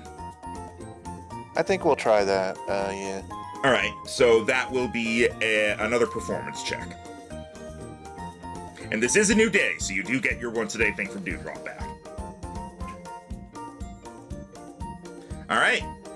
Do you want to use your once a day reroll? I don't think I need to. I can't get much better than that. All right. You do get another contest inspiration as you're able to kind of refine with Wisp what it is you want to do for when the battles come around. Cade, what do you want to do? I guess just like some, because we haven't done like a proper battle and everything, I'm gonna do just like a bit more like battle training with with Voodoo. All right, go ahead and roll a D100, and people are now going to see in the flesh how this training stuff works. Really? Wow, What the Jero. fuck? Jiro, there are other numbers. Wow, Jero, I'm sorry about your missing leg. Every time I see a D100 or whatever, and it's a 1 or a 100, I have to look to see if anything was screwed up. But no, you got the last D100 you rolled was 100, and then a 1. So how What bad? the fuck? So how bad is that? You find nothing. You do not find anything you're able to fight.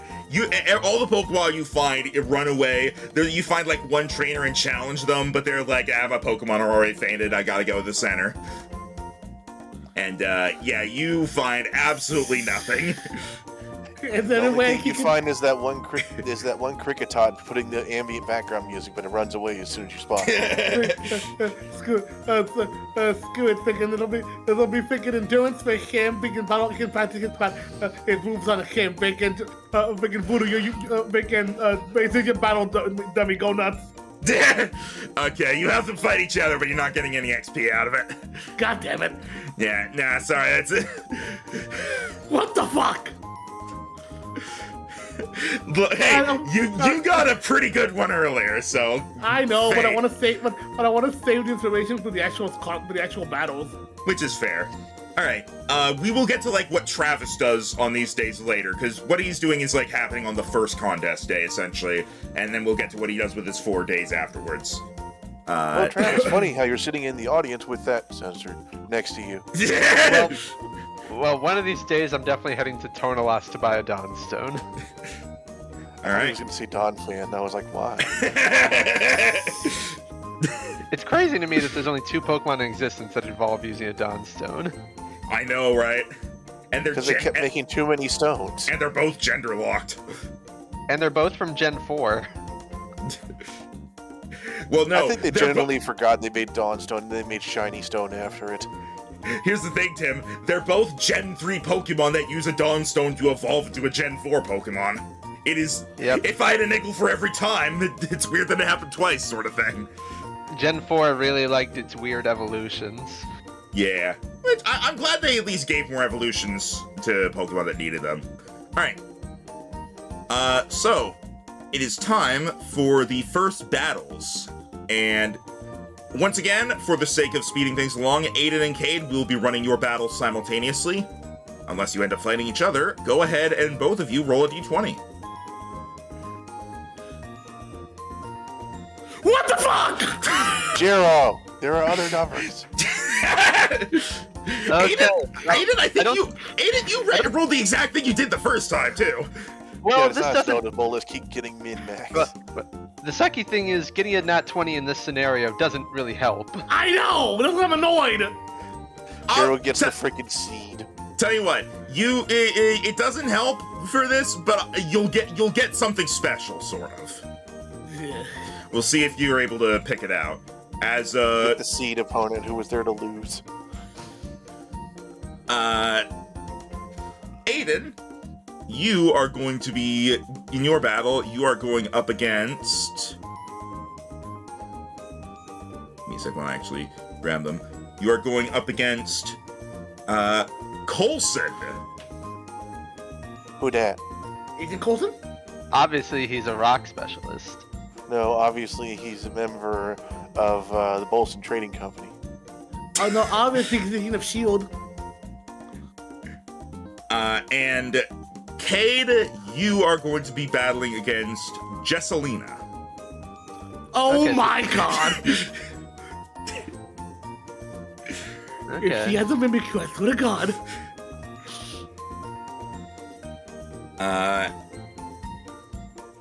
As you both head onto the field, you're both on the stage, but this is like, We know. yeah, you're not both actually here. This is two timelines.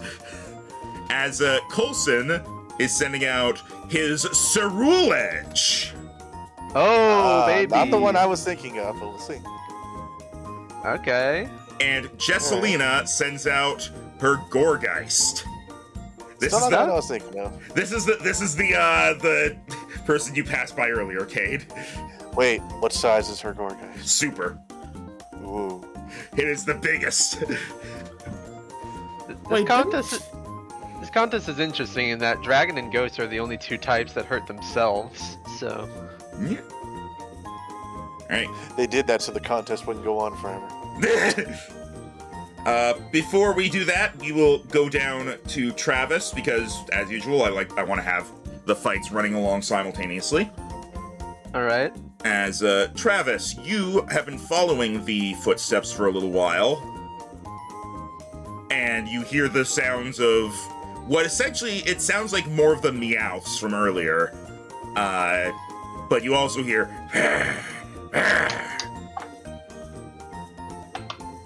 All right, buddy. I think we got a fight up ahead. Be ready. Vince. All right. As you come into a clearing where you see, give me a second to create them all. It's like, I'm just looking at this battlefield. It just amuses me. It's like tiny squirrel, tiny puppet, tiny person with swords, big pumpkin. Yeah. Those are the swords. Those are the swords they used to carve the pumpkin. Haha. I know I'm in the minority, but I prefer Cerule Edge over Armor Rouge. Honestly, I like Wha- them both. They both just made me think of Mega Man. Why is Sailor in the minority? Hello? People really like Armor Rouge because of the yellow and red color scheme. And also Mega Man. Oh. I'll be honest. I like Mega Man. I like Mega Man. I like Armor Rouge. I like Armor Rouge better than Cerule Edge because I already have a better Ghost Fire type. Honestly, fair. I just think of them as Mega Man and Proto Man. I like both. Yeah, I think the only, if I'm remembering right, the only other fire psychic type is Delphox. Victini. Oh, this is a legendary. Mythical. Mythic. All right. As you get over here, Tim, here's what you see. I should probably switch the music. Hang on. This is too happy. Yeah, here we go. All right. As you arrive, you see, seemingly kind of guarding the area, are 6 Galarian Meowths. Past them, you see 2 Berserkers. This particular expression and beard combination just makes it look like the classic crazy old miner. It's the Miner 49er, Scoob! It's an interesting mix of miner and Viking. Berserker is actually categorized as the Viking Pokemon, believe it or not. And then in addition to those Berserker, you also see a larger Berserker. Oh, an Alpha Berserker, okay. It seems to be the boss of them. And in the middle of all of this, looking like it's definitely taken some damage, is me trying to... Drum roll. Oh, that's why I wasn't working. Okay. In the middle of all it, seeming like it's taking some damage, but still looking like it wants to fight, is a Ralts. That is oddly colored. Shiny Ralts! Ah, it's Mama's special boy. You get a second shiny. He looks like the freaking Delta one. During this build-up, I was actually thinking I might get a shiny guy.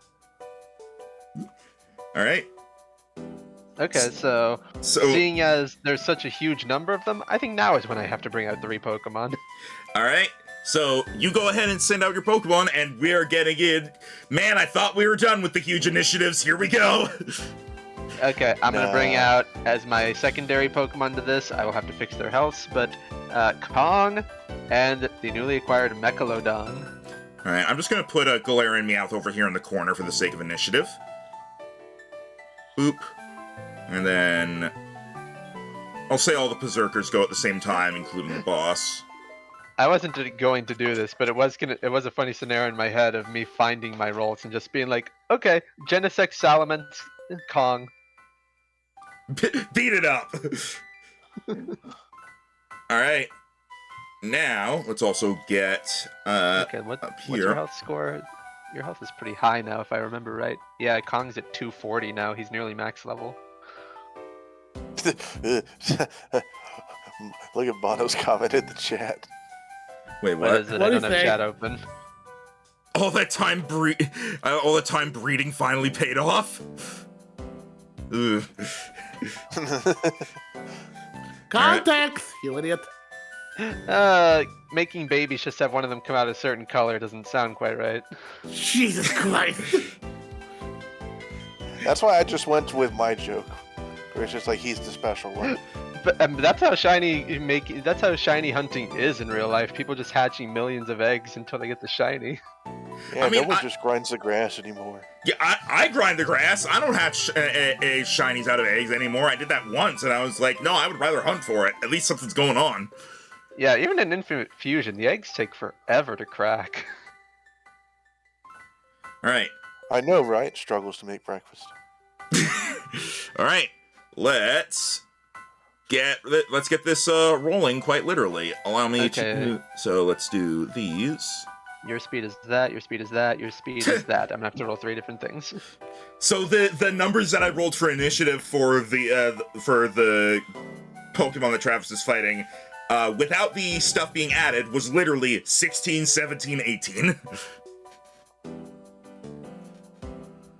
Well, okay.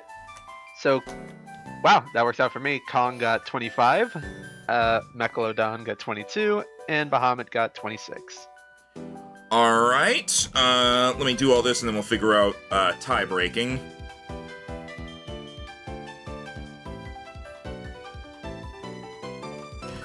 All right. Rhino's putting words on the cats.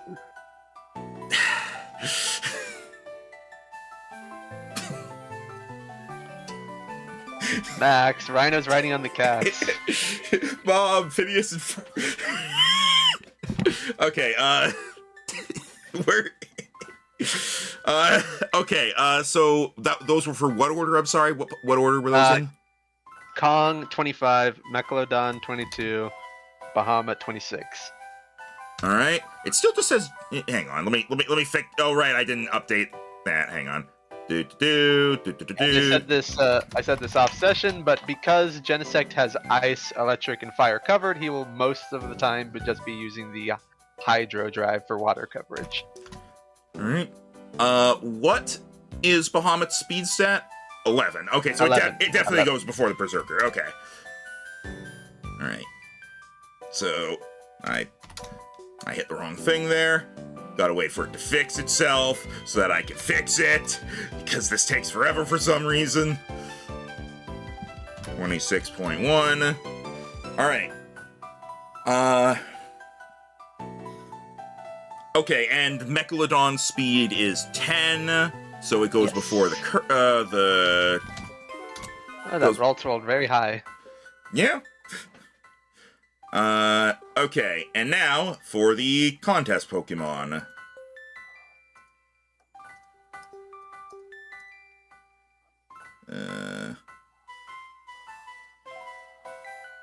Alright, so that's gonna be the dice here, so boop. Oh! Alright, you guys are lucky. Alright, as the Gorgeist gets a big old 10,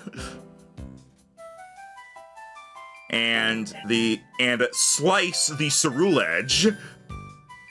Oh, actually, it had a big stat to make up for it. It's an 18. Need Wisp and Voodoo's initiative rolls now. Ah, okay. I know in this situation it would have been redundant, but I still wish Gorgeist was Fire Ghost, just so it wasn't identical to Trevenant. Yeah, I still don't get that. Like, literally the only, difference between them is just the whole, Gorgeist is a special attacker, Trevenant's a physical attacker. No, Gorgeist is also a physical attacker. What the fuck? Yeah, literally, well, I guess it depends on the form you get, but, supersized form is, objectively the best. And it's a physical attacker. Alright, we need, Wisp and Voodoo's initiatives. What the fuck? There are other numbers, Jero! I hate you. I hate you. Man, Jared's rolled 2 nat 20s in a row. And they've been useless. I mean, for initiative, that means you automatically go first. That's good. Yeah, there's that. Yeah. But, Oh, okay. Especially given that for this tier of gameplay, Bayonet speed is pretty low. True. I hate Roll20 so fucking much. I keep going over to click on it so I can adjust the number, and then it just resets the initiative order all of a sudden, and I end up clicking on a different Pokemon, and then because I can't just back out of having selected a number, I have to put in a different number, wait for that to reset, put it back to the original number, and then try the original thing again. I hate life. Okay. Not as much as I do. Hey. All right. All right. So it is starting off with. We're going to be going back and forth between these a lot. Let me pull up the music. As I can't find anything that's quite the jovial nature of contest plus what Travis is doing. So just go with it. All right. It is Voodoo's turn to start off. As a reminder for how these contests work, there are 10 turns, 10 rounds. When you do your move, you can gain or lose points based on how well you do, and when the opponent takes damage, they gain or lose points. The amount that is gained or lost is dependent on how well the move does, how well it hits, or if it hits, how much damage it does, and the flavor you add to it. You both start with 50 points. If one of you gets to 100 first, you automatically win. Otherwise, it's whoever has the most points when the turns run out. And other than that, fainting is reduced points, but you also lose points if you are just focusing on trying to win the battle as opposed to actually showing off. If you're just going for a knocking them out win, they're gonna know, and they're gonna not like that. I have completed my commentary. Finally. All right. Okay. I hope you enjoy all the jokes. We'll see it when we go down for Bahamut's turn. For now, go ahead, Voodoo. You are fighting the Gorgeist.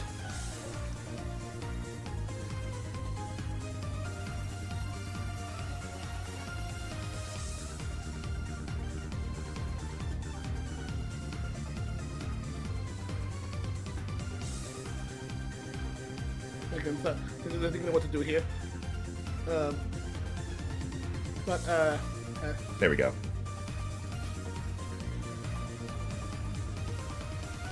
Yeah, that's what we're gonna have happen here.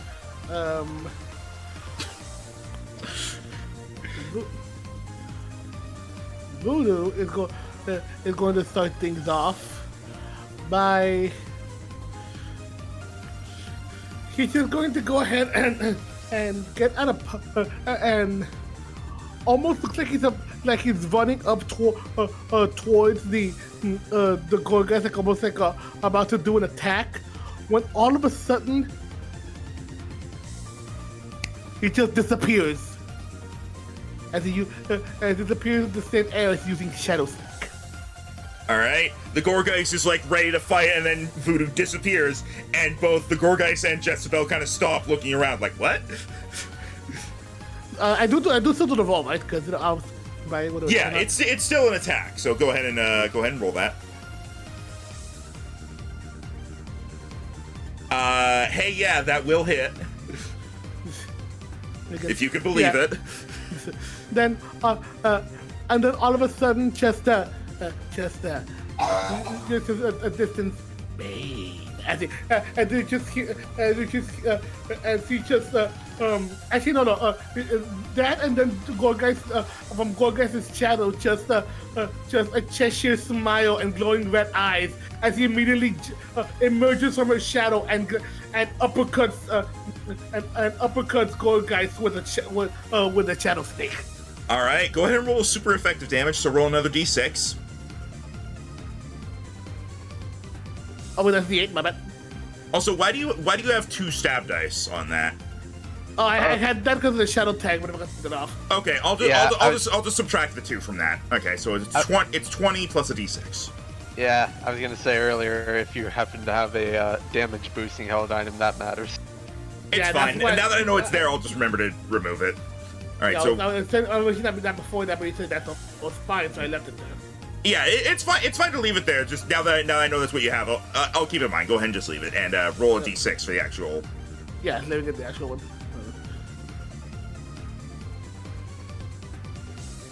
My God, he didn't get the maximum or minimum. God is real. All right. All right. As you deliver a nice hit, taking them by surprise, the judges didn't really think that was very impressive visually, so you don't get too many points off of that one. Fair. But you're still fine so far. All right, now down here with Bahamut. Meow, meow, mute, wait. By my boss's beard you shall not pass. We're gonna turn you into kitty litter, and I'm here because they have dental insurance. What the fuck? There's gold in that their head. Let's get him. Has anyone seen my pic? I'm a child, and what is happening? What the fuck is going on? That was very amusing, Rhino. Please delete it as we continue the fight now. Okay. Alright, this lines up perfectly, because Bahamut is going to fly to here, and I already did the measurements. He can hit everything up till the Berserkers, the smaller ones, with an earthquake. Wait. It's a 10. Including or just up Oh, wait, to? actually, no, wait. Is earthquake 10? It's 10. Yeah. Okay, that's fine. I can still get a lot of things with this. Yeah, you still. In fact, I still get 4. If you move forward one more, you'll get those 4, and you'll also get the Berserkers. So. Okay, I'll have to take some attacks of opportunity, but it's probably worth it. Couldn't you have just flown over there? Actually, I actually don't have the... Well, if we say that Bahamut was starting the fight in front of me, he could make the movement. Yeah, I feel like that would have been correct. He was only behind you because I put him there because I was just showing that you were traveling. So, yeah, okay. he would have been in front of you. We'll say he did start overhead, and he comes crashing down to the ground with another earthquake against the 6 of them. Go ahead and roll that. Do I reroll? 20 probably hits most of them. Gonna keep the 20? I'll reroll. Okay, that hits everything. All right, it hits them all. So that's and then add, 33 plus super effective. All right, 38 ground damage to all of them. All right. A big hit on them. As let me just double check something. Yeah, okay. Alright. They all take the hit. The glare and meows are practically knocked off their how much damage was that again? Sorry? 35? Actually, let me 38. I forgot to do something. Bahamut actually went up to the final stab die, so it's 8. And the reason he has stab on Earthquake is he's wearing the Emblem of Justice. Ah, okay, so another 8 added on to that. So it's 8 plus 5 plus 28 is 41 damage. Alright. As he comes crashing in from the sky, using his impressive mass to just crumble the earth and send all these cats off their feet. Alright. A nice big hit. The Galarian Meows are taken by surprise. The Berserkers stay standing as they seem more battle ready. But yeah, they are they're looking at you. Alright, and that is his turn. Alright. It is now the Berserkers' turns. As the two almost like henchmen come charging in towards Bahamut. As they're going to get on both sides of him, and they are both going to come in with an Iron Head, as they are going to get flanking on this. Alright. So let's see, that is the first one, 16 to hit physical, Misses. and the second one, 31 to hit physical. Okay. Alright. And as this Berserker comes in, trait, Steely Spirit. While you're on the field, your allies deal 4 more damage with Steel-type attacks. And because they both have that, it does not stack, but it means they both get the extra 4. So that means in total, Howie. you don't resist Steel, so... No, it's Steel, but Steel does not have any super effect against flying or dragon. Correct. So you take a flat 30 damage as the one on the bottom manages to slam into Bahamut when he's dodging the one up top. It's now that the boss Berserker... Well, the boss Berserker actually is just kind of going to stand back like, my minions will handle you. Honestly, I'm kind of surprised when Steel was introduced, it wasn't made the dragon killer, because typically in mythology you use like a magic sword to kill a dragon. Yeah, I mean, it resists dragon, but... I don't think that matters. Kong! He Alright, resisted to Twister. he sees the group of them ready to pounce on Bahamut, and he's going to move in, and he is going to just go nice and simple with a brick break against this Berserker. Well, meow, Or not but yeah. Meow. Yeah, Brick yeah. break. That hits. Yeah, that hits. Are these steel normal? All the enemies here are pure steel. Okay, so Glare that's and just an Meow extra D8. and Berserker, yeah. So that is 30 fighting damage. Alright. As it stumbles back. It didn't get hit by the earthquake, and it was like, and then it gets attacked from behind, like that one meme of, like, the guy rising up behind the other guy. Mechalodon, his first turn! As a wrestling nerd, I have to point out it's Undertaker and AJ Styles. Alright, thank you for correcting. Which is which? Which one do you think is the Undertaker, right? Yeah, I assume Undertaker's the one in back. Dude, a guy named fucking Styles can't look that buff. Alright, Mechalodon. Wait, maybe he was styling on him. Alright, yeah. Who's next in the... right, I rolled really good on mine. He is going to... Which one of these seems the weakest out of all of them? Out of all... the ones that got hit by, the earthquake would be... So... Okay. He's pretty gonna much, look yeah. at... He's gonna look at the nearest Meowth, and he's gonna start whirling the cannon on his back to different settings as it lands on a red switch and embers begin to form at the barrel of the cannon as he fires a flamethrower. Alright. And probably hits. It's against the glare and meow, so yeah, that absolutely hits. Okay, so that is an additional 5 fire damage for 25, and roll to see if it is burned. Let us find out. So that's a D10. He's not burned. Are its moves still GM whispered? Oh yeah, the Genesex move, it was a GM whispered. My bad. It was 21 to hit, 25 damage. 25 after the 2d6, yeah, so, alright. Yeah. But yeah, alright, so yeah, that hits, and the Meow's like, meow, meow, as it slashes away at the flames. The Ralts is going to look at the boss Berserker over here, and does not seem keen on backing down, as it's going to use Confusion. It's going to use Psybeam on the Berserker. Go, little buddy.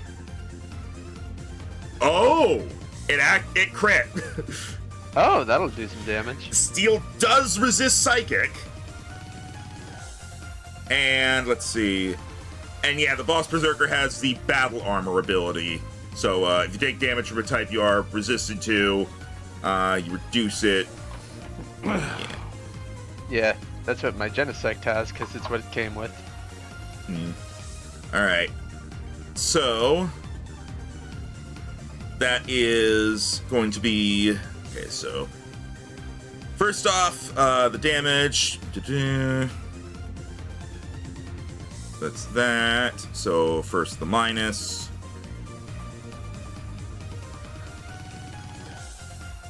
6 comes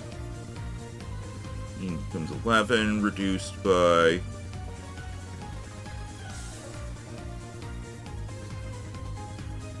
it takes 3 damage. Unfortunate. He's trying. Little buddy's trying. What can he do? He's still a baby. Yeah. And the Galarian Meowth are like, yeah, yeah, as they are going to start swarming, as 3 of them are going to swarm around Kong, and the other 3 are going to join in their friends in swarming this giant dragon. Rhino, why is Steve here? What? What do you mean? Why are you like this? All right. Why are you like this? That was a good impression. Why are you like that? It's easy when he's literally whispering the line. Okay. They're going to come in. They are all going to go for Metal Claws. So that's 6 Metal Claws. The 3 against Kong. 2 of them will have flanking, so...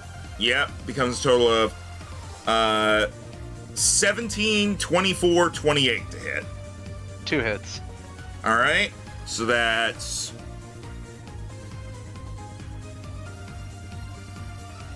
Let's see, because of the Steely Spirit, it's another that. So in total, it becomes 35 damage to Kong from between all those guys. This is great. He has a bunch of little guys hitting him, and he's just going to build up Rage Fist. Oh yeah, and they don't know that. And then the ones that are going after Bahamut, 25, 25, 16. 2 hits. All right, that's 39 damage to Bahamut between those guys. Oof, rough.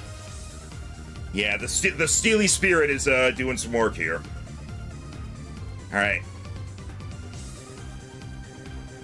And now, up to the contest with Coulson and his Cerule Edge. Slice! Yep.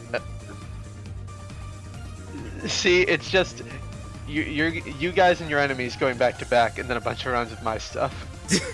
Better than having to go back and forth with the camera all the time. All right.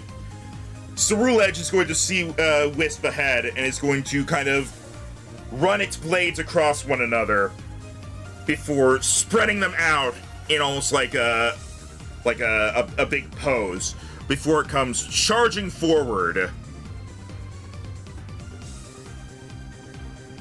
at Wisp and is going to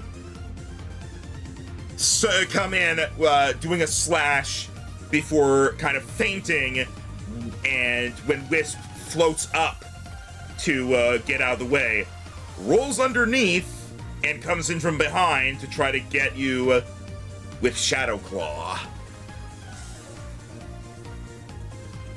And that is...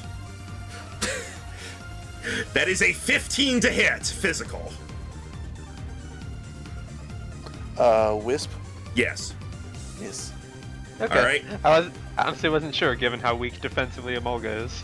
He came in with the slash, but Wisp was able to see through the feint, and after floating up from the first one, did a spin to avoid the other one, as Coulson loses points for that miss.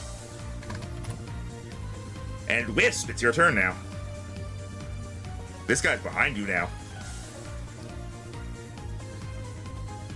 Alright, Wisp sees that they're behind him as they are going to spin, jump into the air, and do a little twirl with head down as they brush their cheeks across his, as they use Nuzzle, before landing down behind them and doing a small twirl with their little wings. All right. You do not get flanking with yourself. 19 physical. That will not hit. Oh. That was good damage, though. You do have the extra contest inspiration you got. And it's auto paralysis if hit. Yeah, I'll go ahead and do it. All It'd right. be good to get off early. 21. 21 barely hits. Oh. Hey! That is literally his defense. Nice. 26 Damagios and auto paralysis. All right.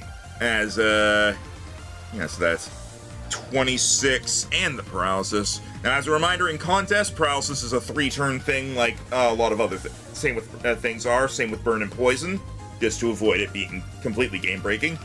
But And the Wisp gives a cheeky grin. also, I like how you rolled the same damage both times, and both times it was maximum damage. Oh. Yeah. Oh yeah, you did roll. All right. So, yeah, the slice takes actually a big hit from the fact that it's now it's paralyzed and took a pretty big hit, as you get a good amount of points. And then down here, Jesselina's I'm Gorgeist. just a little guy. Just a guy. I'm just a boy. Jesselina's Gorgeist is going to turn towards Voodoo and do sort of a flip backwards, using its hair arms to kind of push itself off the ground before it does a spin, sending out a bunch of little small little seeds that fly down at Voodoo to explode as it uses a literal seed bomb. That is an 18 to hit physical on Voodoo.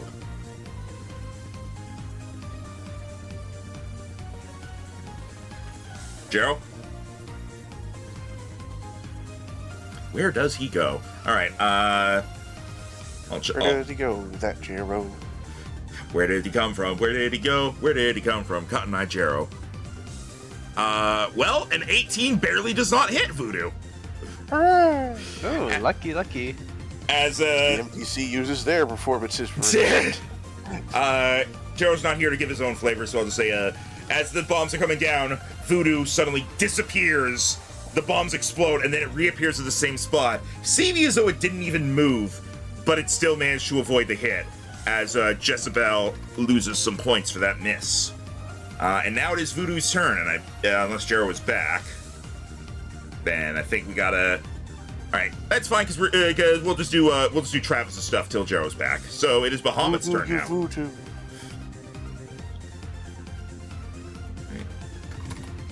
Alright, Bahamut. Ding. Ding,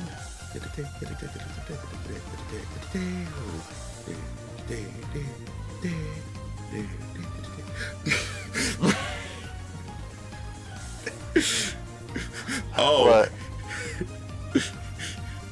give me a moment to just, I'm posting this in voice chat spam. It's something that a cheap-ass gamer posted. Cheap-ass game. Hang on, let me edit that to, Oh. I fucking hit the wrong thing because I'm an idiot. Oh dear. Yeah, read that. Pre-order, Super Mario Bros. Adult Roleplay Masks. Well done. Yeah. Anyway, it's Bahamut's turn. Does the Donkey Kong one have retractable teeth? I hope so. He is gonna use his final earthquake. Alright. It's the final. Hey! Oh yeah, that hits them all. Alright, two more D8. So that is 31. 38 damage to all surrounding cats. Don't you have the stab thing?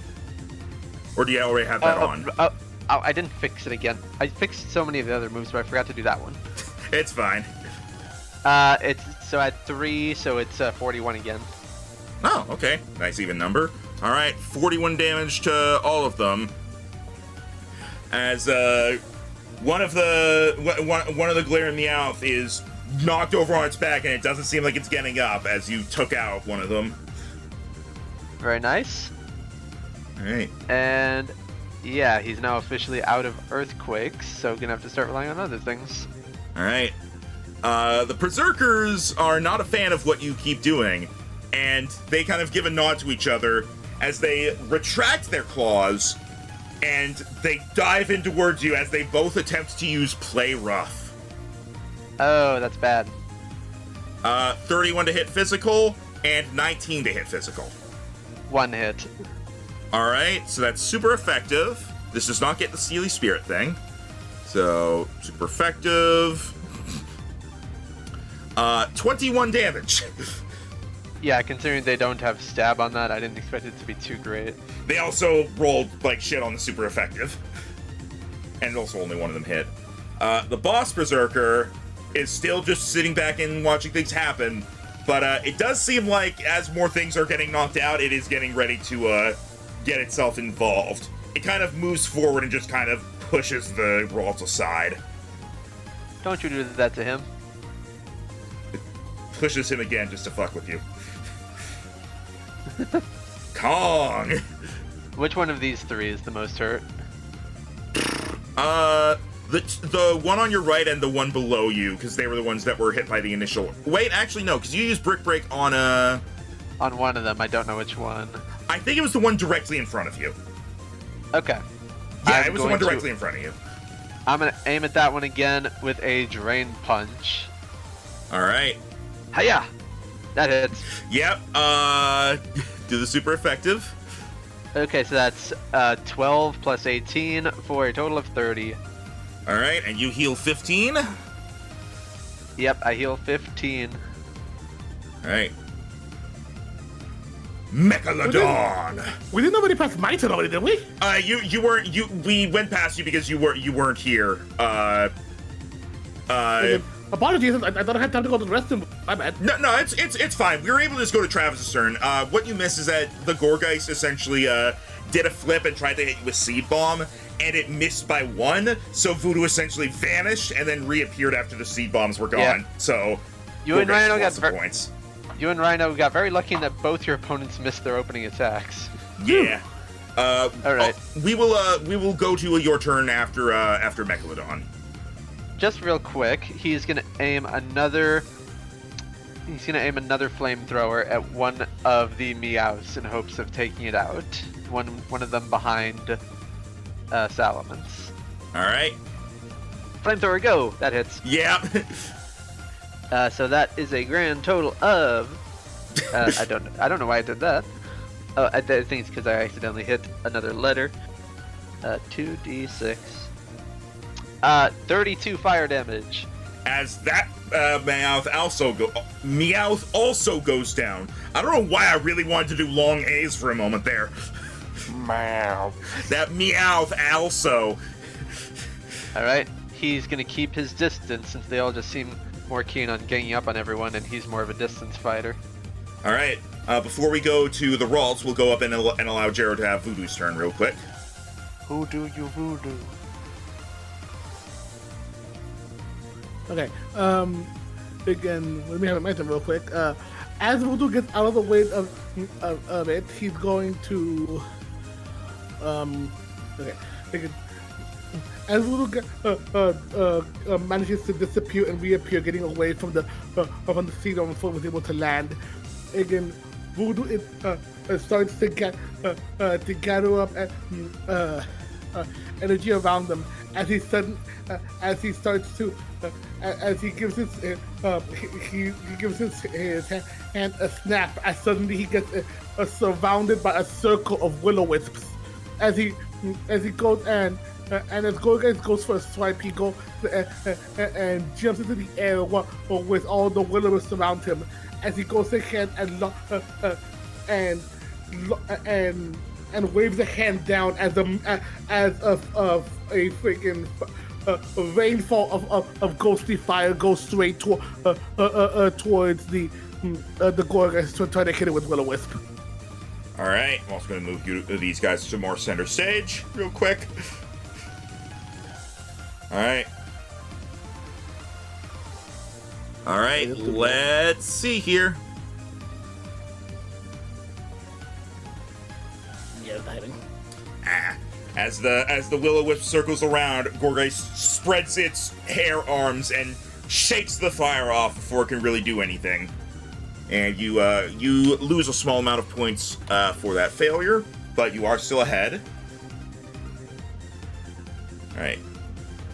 Now, back down here with the Ralts, who is still like, I'ma get you. And it's going to,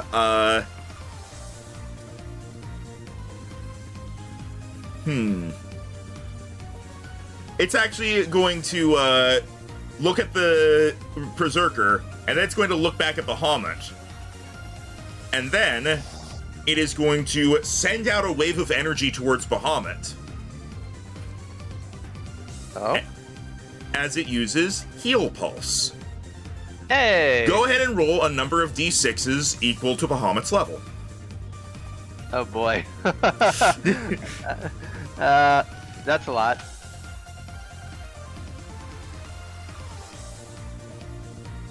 $61 healing. All right, as you heal, you get 61 health back. Man, that move scales incredibly well. Yeah, I'll find something to do about that, but yeah. All right. And now the boss Berserker is like, how dare you? The Galarian Meowths are like, yeah, this isn't going so well, guys. As they're going to keep up what they've been doing. And that's Metal Claw. So, against Kong, 21 to hit. Miss. 24 to hit. Hit. 15 to hit. Only one hit this time. And to Bahamut, nat 1. All right. Hey, only one hit across the board. So that was a total of 20 damage to Kong because of the Steely Spirit. Alright.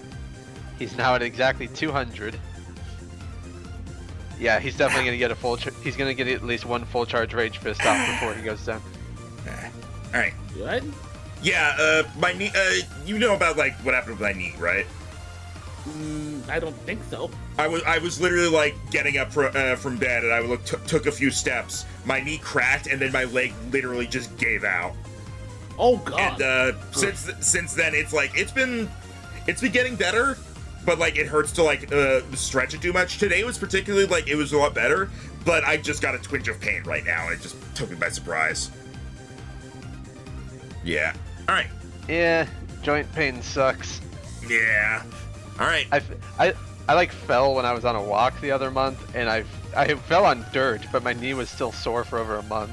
My leg has gotten fucked up in so many ways because like first I got it stuck between like two heavy things, and then I fell in one direction as my leg went the other direction.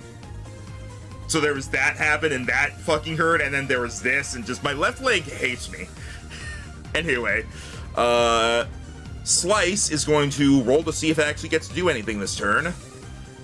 It does, as it is, after it is going to try to shake off the electricity before it brings its left arm around, almost like a very fast clock hand, as it does a full circle before slicing forward at Wisp as it uses Bitter Blade.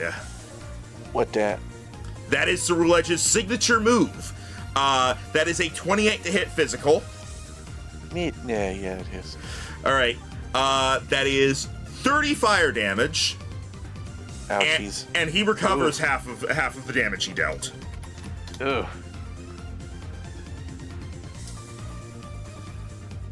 As he gets that big hit in and is able to heal off of it.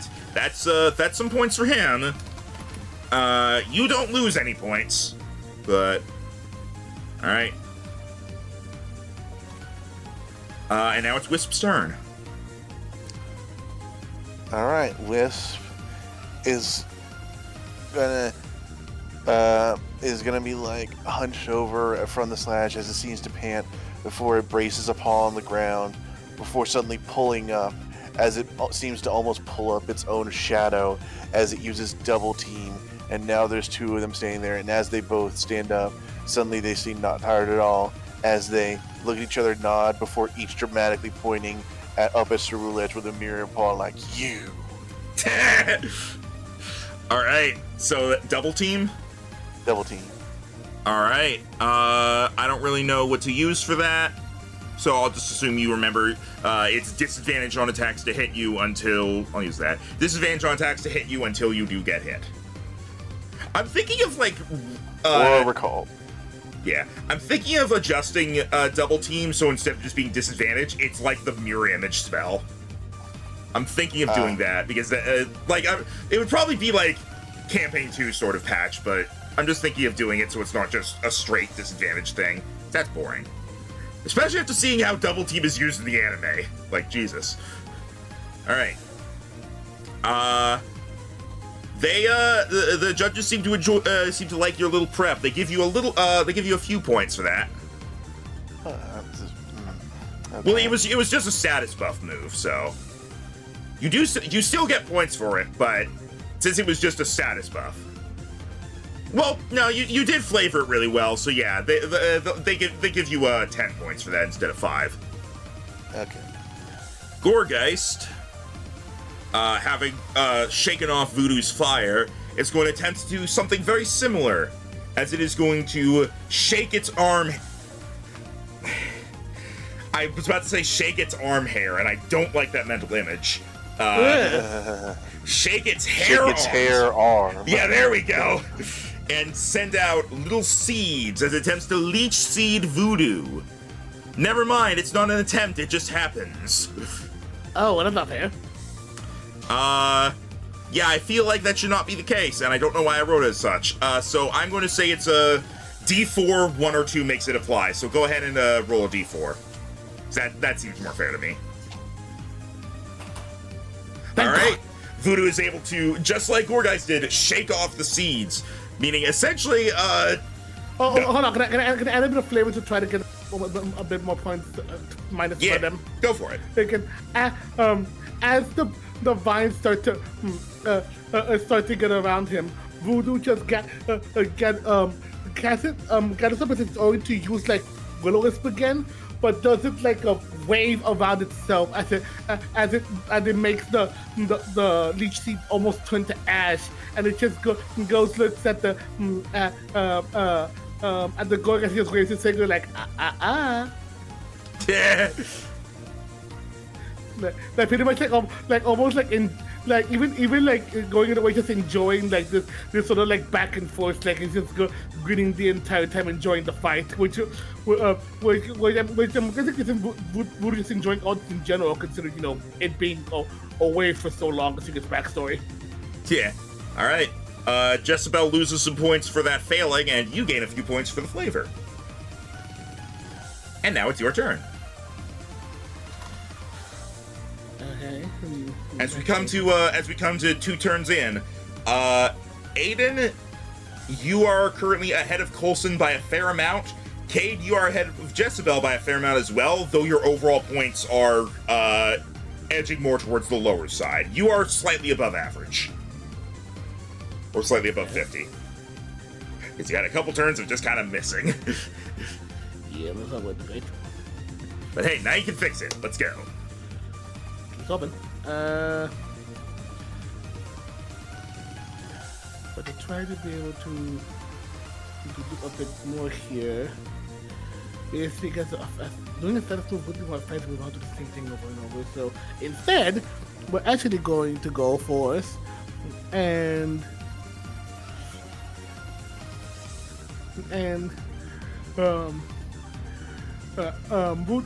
voodoo almost the goal tries to be more like a little more towards the showmanship aspect.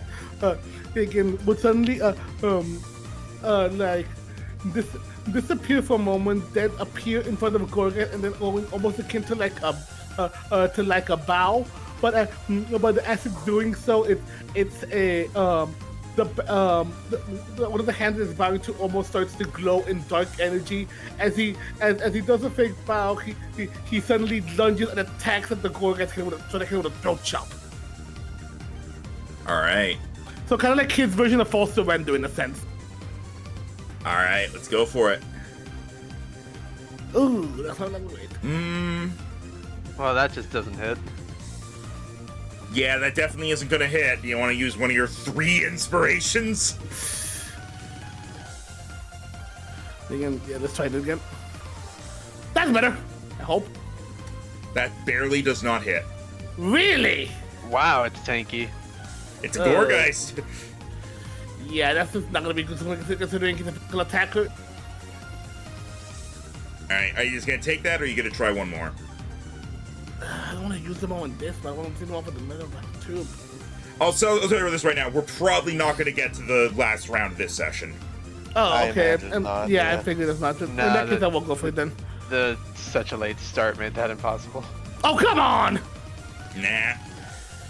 I'll say those were your inspirations for this session, so you still have your overall contest inspiration, because that sticks around till the contest is over. Yeah, I have no choice. We're gonna have to. Oh, come on! As Voodoo goes in for the hit, Gorgeist keeps ducking and weaving, managing to get around it. Again, even if ducking and weaving, instead of being frustrated, Voodoo just tries to make like the most of it. Almost does almost like a bit of a dance of it and doing like this back and forth of dodging and weaving to try to show it's having fun, which hopefully in so makes it that we don't lose that many points. All right, that helps out a bit. Now we go down to Bahamut. All right. He is out of earthquakes, so he has to take things a bit slower now. But he is going to go. He's going to conjure some draconic energy into his teeth as he goes for a fire fang on the last remaining Meowth. All right. Oops. Fire fang. I hit, I think. That hits, yeah. Don't even worry about the Alright. super effective damage. That Meow. Well, actually, nope, sorry. Go ahead with the super effective. I was wrong there for a moment. 4. Alright. I was looking at the wrong health bar for a moment there. Alright. It's very weak at this point. All right. Now the Berserkers. As they are once again going to try for play rough. And they both miss. As they go, Okay. they charge at Bahamut, and Bahamut flies into the air for a second, and they slam into each other. The boss Berserker is finally going to start getting involved, though, as he is going to move forward.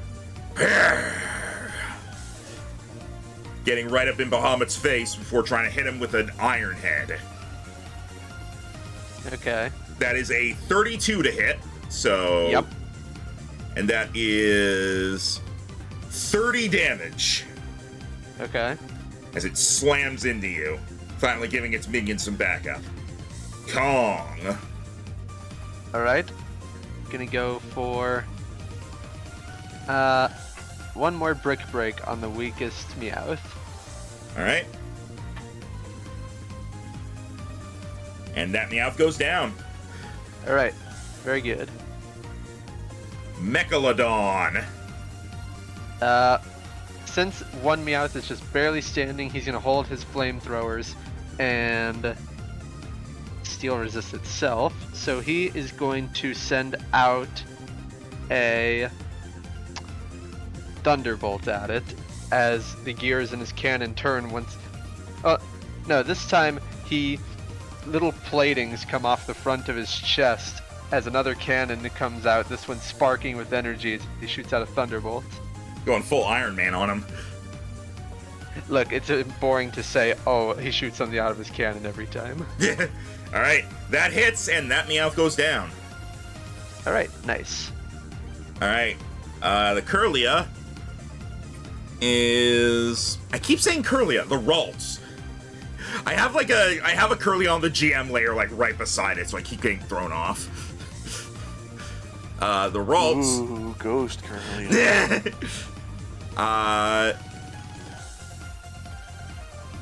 He's gonna go for a Psybeam on the top Berserker near Bahamut. I think... That actually hits, okay. Battle Armor, so...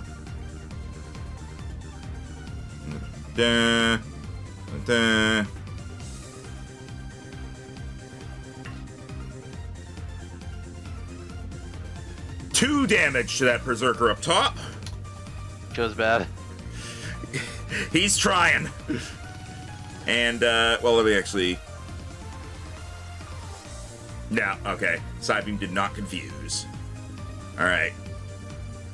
The Meowth, the only two that are remaining, are going to slightly adjust their position as they go in for Metal Claw. That's a nat 1. That's a 23. On Kong, sorry. 23 barely hits. Alright. 20 damage to Kong. Alright. Now, up with the Cerulege. Let's see here.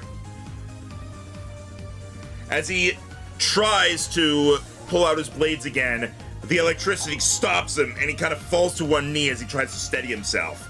He loses points for that paralysis.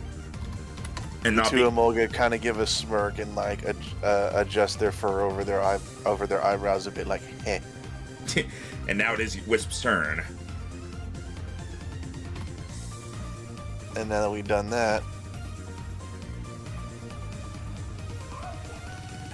Wisp is going to let's.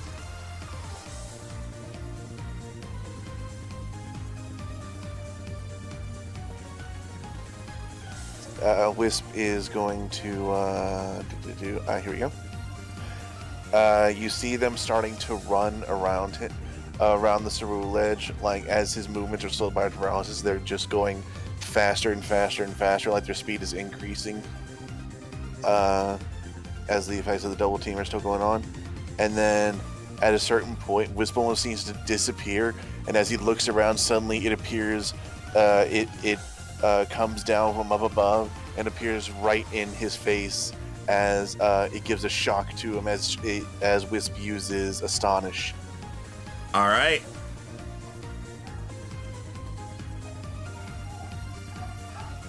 $27 to hit. Yeah, that'll hit.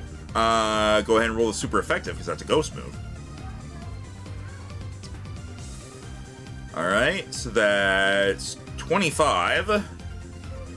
Yep. And now D4. You are stunned. As they are just completely taken by surprise. Boo, as some might say. As you get some good points for that attack, and he loses some points for the stun.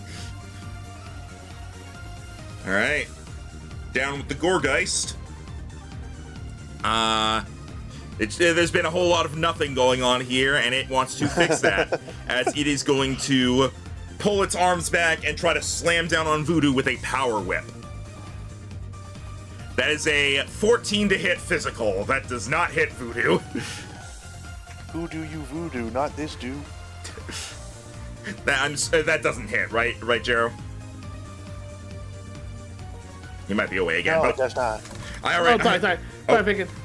I'm here, Pickett. I couldn't read it. My bad. Pickett. Oh. As soon as it tries to go for the hit, Voodoo Voodoo almost like instinctively dodges by sinking under the floor as the flute hits. So it's just like a bug. Like, ha! It hit him, and then just literally just as soon as it does, just cue him popping out from the hole. Just. All right. You actually gain a few points off of that. Like you can, almost imagine like the freaking, almost imagine actually, this really is freaking her getting frustrated and trying to keep using it to keep hitting him, but it keeps missing over and over. It's basically him having fun with an impromptu game of whack-a-voodoo. All right. And now it's your turn. Okay, and we're just trying to think of what other different moves to use here. Which I think.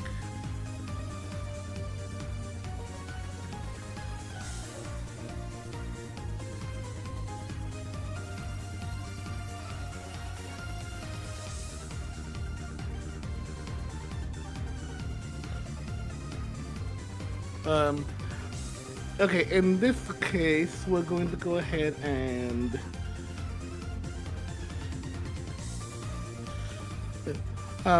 as it tries to go for one more power whip, he's going to do like a spinning dodge, like a pirouette to dodge the whip. As it's gonna go ahead and as it's doing so, it has its hand glowing as it covered in shadow, as it almost like scrapes along the whip to do like a little bit of a sparking effect between the two blades clashing, as it goes ahead and swipes at it with a shadow claw. All right.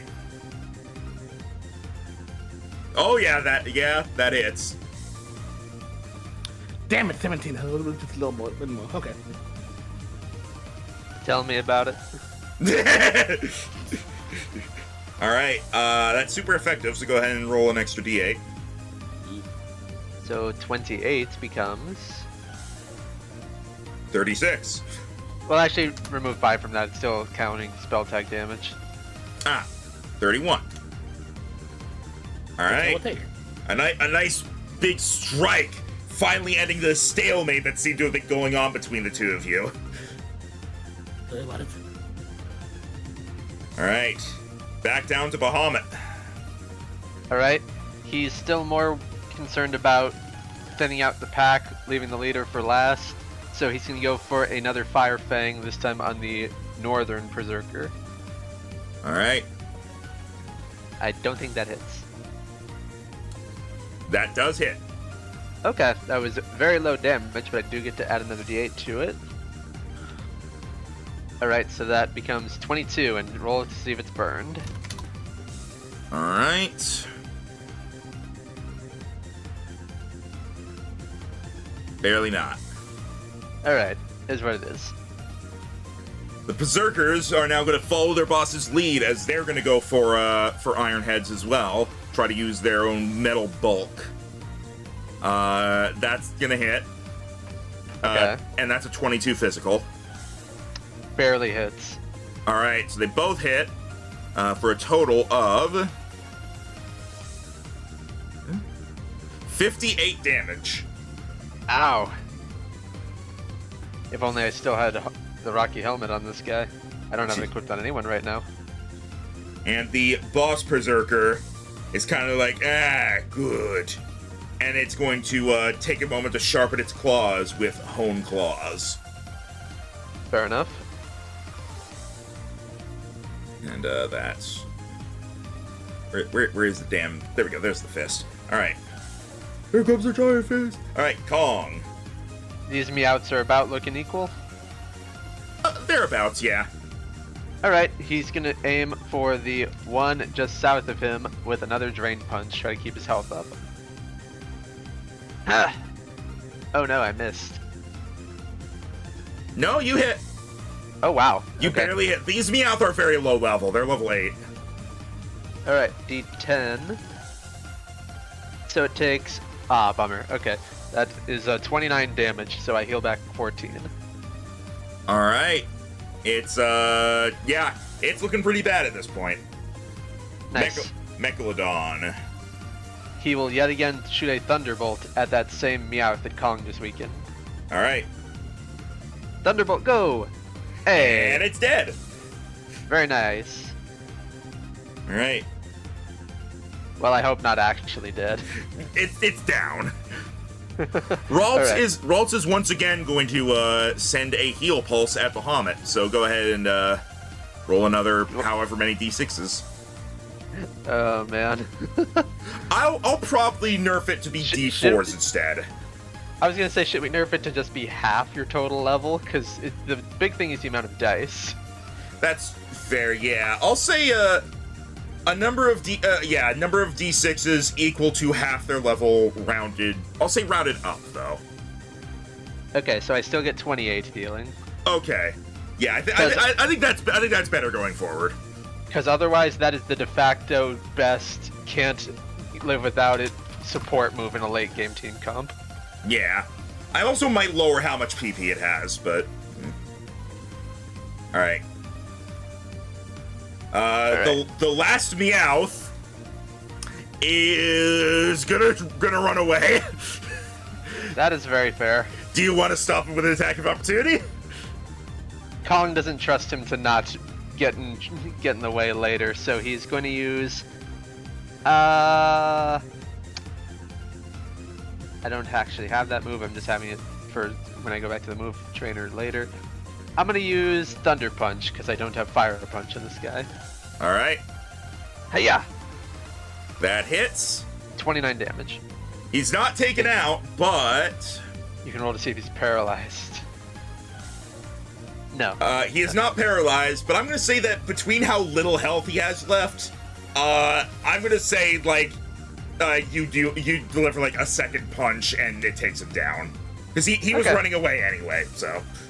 Yeah, if he managed to get away, Kong wasn't going to chase after him. That's just send a message of, do not come back. Yeah. Alright. And, that's all the Galarian Meowth. That's everyone on my side of the board, yep. Yep.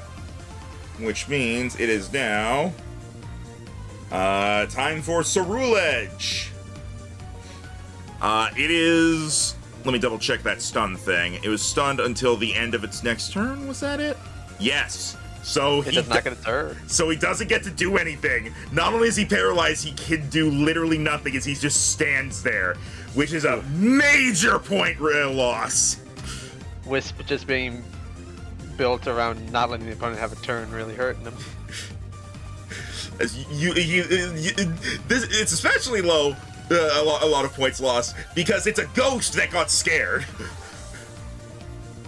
And now it's Wisp's turn. All right. So he, let me see. So he's not stunned now, so I don't get like the free advantage or anything. Correct. And does this mean the paralysis is worn off at this point since it's, this is fourth turn? I guess it would be after my turn or something. Well, no, it would wear off at this point, but since he was stunned, he didn't get to do anything anyway. I'm thinking of the way I would play it for you guys, and I would say that it would have worn off, so, yeah. Alright, the paralysis is gone by now. Because if it was you guys, I would play it that way as well. That's fine. Can I nuzzle him again? Well, that would be repeating myself. I thought you were going to say, well, that would be rude. I did consider that. But unfortunately, I don't care being rude right now.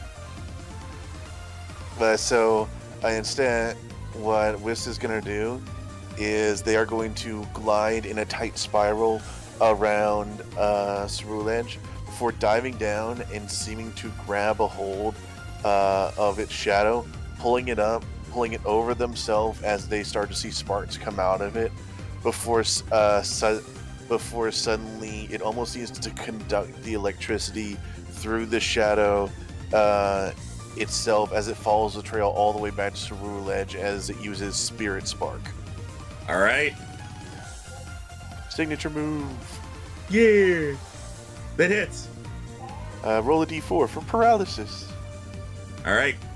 Well, first go ahead and add the super effective damage. Alright. Yeah, I didn't really know. Since this is a custom move, I wasn't actually sure what the visual was, so I just kind of went with what I thought of. Yeah, I'm generally letting you make it up. I imagine it's like sort of like a cross between like Shadow Sneak and Spark. 35 Kinda, yeah. damage. 35 damage, big hit. Yeah, it's that's a good one. As you get more points from that. Good amount of points. Down here with the Gorgeist. See, you barely made the cut to get in here, but now you're sweeping the Cerule Edge. I mean, Vispa's the one holding down her performance check. At this point, Jesselina seems to be getting desperate as she calls out for it to use Confuse Ray. And Voodoo is now confused. Oh, it hit? Confuse Ray's automatic. Confuse Ray's auto. Oh, I forgot. Why is that thing? It's Supersonic that has a 50-50. Yeah. Right. All right. As you are now confused, and it is your turn. To be fair, you have Will-O-Wisp. That's automatic burn, and that's annoying. No, it isn't. No, it's a roll. Confuse Ray, I have Confuse Ray as it because not only is that how it is in the games, but also Confuse Ray is like probably the least detrimental of the effects because like, well, no, I guess technically it's worse than paralysis in a contest, but in general it's like it's basically paralysis but not permanent. Well, Jero hits himself. Yeah, because I use all my volt fucking. All right. As you try to dive at Gorgeist and you end up missing and hitting the floor. What's your attack score? They can 12. All right, you take 12 damage. That is the first damage you've taken this whole time. True, but still, that's really detrimental to me. Yeah, you do lose some points, but as you glance up, you do see you have at least twice as many points as she does. Aiden, you look up and you're right at you and Coulson are basically right at the edge, opposite edges. Damn. Right at the Cerule Edge. Haha. And Bahamut, you don't care about points. No, undeterred by all of the pickaxes and metal helmets clinging into him, he's going to light his mouth ablaze and go for a Fire Fang on the northern Berserker once again. I hit for more fire. Yep, that hits. Go ahead and roll super effective. That is 9 plus 15 for 24. All right.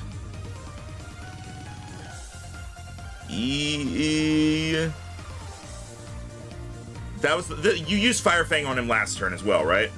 Yes, I've hit him twice with Fire Fang. All right, and but once yeah, with 2 earthquakes. Then yeah, he is down. That one is down. Hey, only 2 left to go. Let's go. All right. But now it's the Berserkers. As this one is going to skitter around to the other side and get flanking. As it tries to hit you with Play Rough. Okay. 17 to hit physical. I'm pretty sure that misses. What was the roll? 17? Oh yeah, that's way below. All right. Now that it's honed its claws, the boss Berserker is going to come charging in.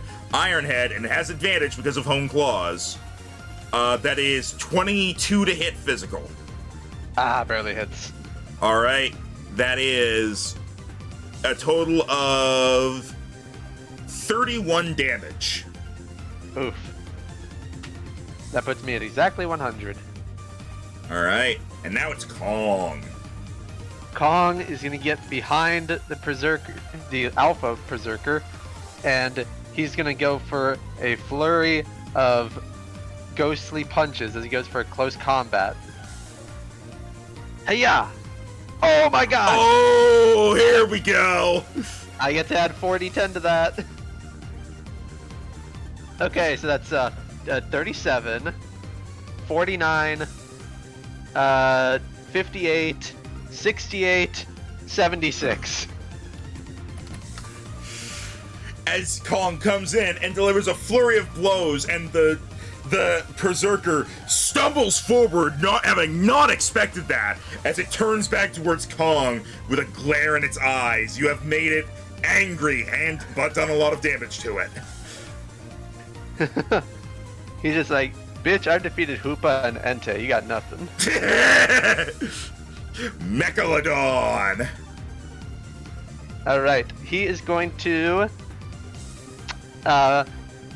send all servos up to his cannon as he's going to fire a Technoblast water type at the last smaller Berserker. All right. So let's go. Technoblast. Ah, not one. It happens. Okay, auto miss. Yeah. Did you already use your inspiration? I did on the first earthquake. Right. Okay. It's okay. I'm not in trouble here. All right. The Berserker jumps out of the way. It's a cat. It doesn't like water. It's not letting that near it. Ralts. Yep. I moved the Curlia away, so I finally stopped calling it Curlia. And not sure if it'll matter, but for the rest of the combat, Kong takes extra damage, yada yada. Yeah. I'll do that real quick. Boop and boop. All right. Curlia. I hate my life. Ralts. Any Curlia. It's okay. You're Canadian. You're all about curling. I get it. You want this shiny thing or not? Is gonna go ahead and doesn't actually have anything at all that would not be resisted. No, steel resists psychic and fairy. Yeah, it even has another one, but that won't work. It's gonna use teleport. And go where? Away from the fight. As it's going to be like, that guy's helping me, and it's gonna poop, pop over here next to Mechalodon. And then it's gonna move behind Mechalodon. You are safe with me, tiny child. Back up to the contest with Cerulege, who is going to now that it's able to actually move again, Wisp is still going around pretty fast. It's going to kind of wave its sword-like arms in the air as they gather up blue flames before going faster and faster before attempting to strike Wisp with a ferocious dragon claw.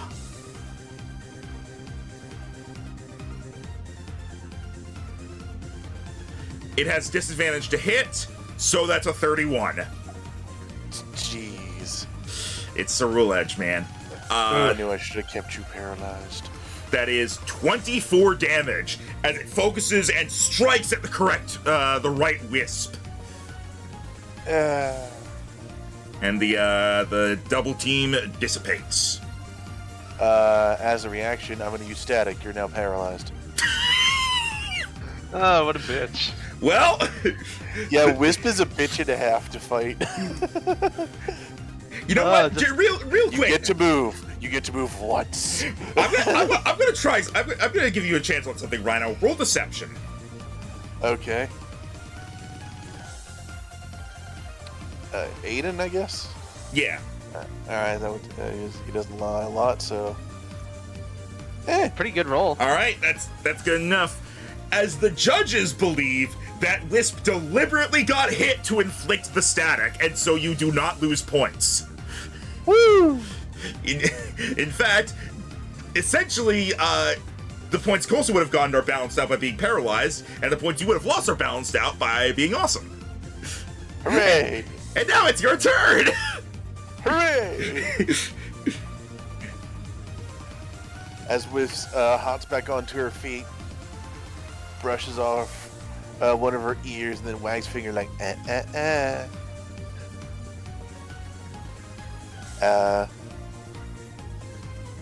before she is going to start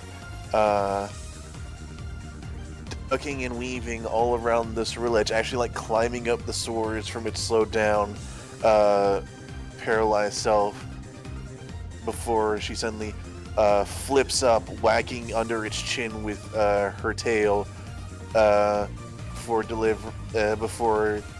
delivering a couple more blows on the way down as she uses acrobatics. All right, roll. 28 to hit. Oh, Yeah, that hits, and you're not holding an item, so that's 28 damage. Yeah. As you look up at the scoreboard, you have reached 100 points from that attack. Woo! Hey, see, you had a rough go in the first round, but now you got through pretty easily. Colson had 15. Oof. Man, imagine bringing a knight that's on fire and losing to a squirrel. Yeah, but I looked at Wisp Moonset before this, and I was like, if I get her into the contest, she is a status nightmare. All right, as you are passed through to the final round, as Colson recalls the rule edge. I hold Wisp over my head, and she like spreads out her little wings like she's flying, and I'm just like, yeah. Woo! All right. I can go ahead and get rid of that. Hey, Jero, you have access to the full stage now. Oh, good. Well, I could do something. All right. Well, hopefully you'll be able to do something soon, but not right now because it's Gorgeist's turn. As Gorgeist is going to try to take advantage of the confusion and try to strike you with another power whip.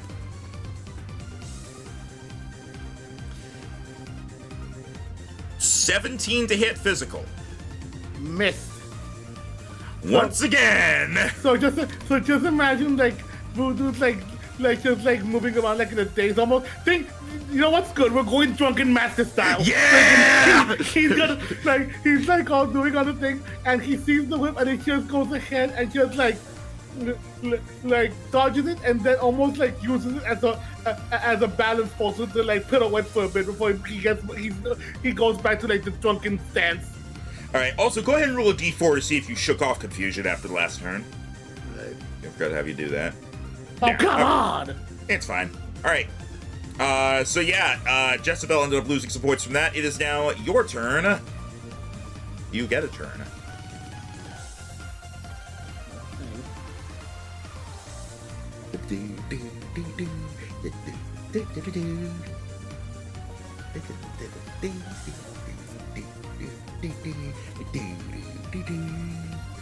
D4. Yep. Oh, freaking You love of God. you take another hit to yourself of whatever your attack stat is. Oh no. So I believe that's 12 damage to Voodoo. Yep. All right, and then afterwards, roll another d4. See if you shake off the confusion this time. I hated him. Wow. Well, you didn't shake it off, but it's fine. This is going to be your last turn of confusion. So go ahead and give yourself that 12 damage as we go down to Bahamut. He's gonna use his final fire fang on the last little berserker. All right.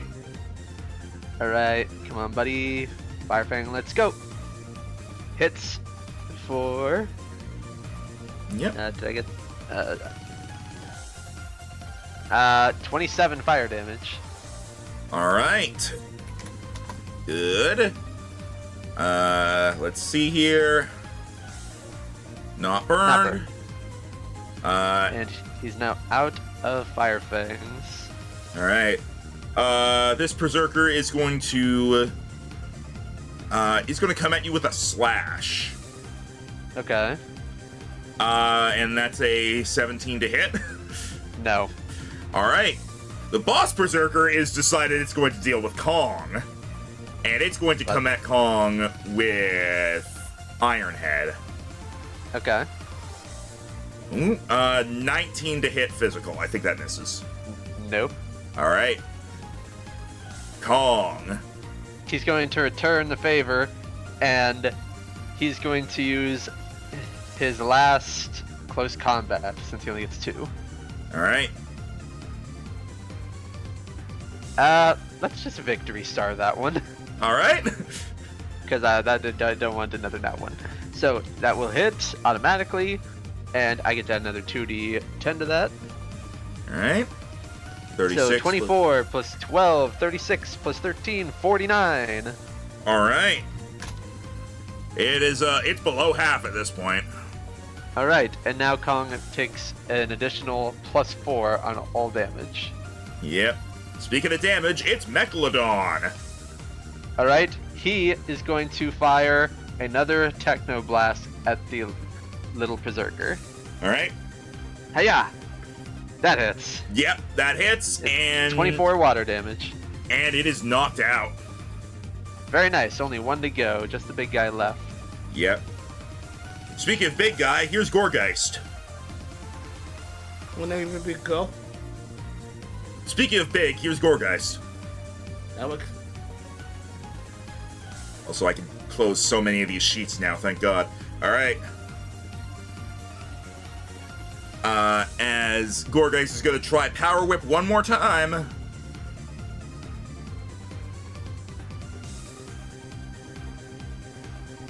$19 to hit. That one actually does hit. Alright. Damage wasn't too good. That is... Yeah, you said 19? Yeah. Yeah, that hits. Alright. 21 damage to Voodoo. Come on, Voodoo, you got this. Wait! Oh no, Vic, what? Sorry. Power Whip has a -1 to hit. That's 18 to hit. Ah, that misses! Okay, alright then. Sorry about that. Oh, nice. I keep missing that. Alright. So yeah, it goes in for the hit, and and this time when it misses,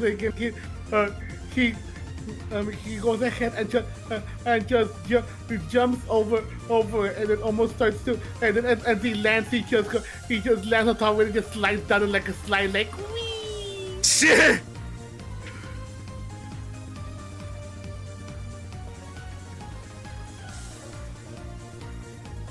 Again. Oh yeah, now let me see if hopefully. Yeah, do shit then.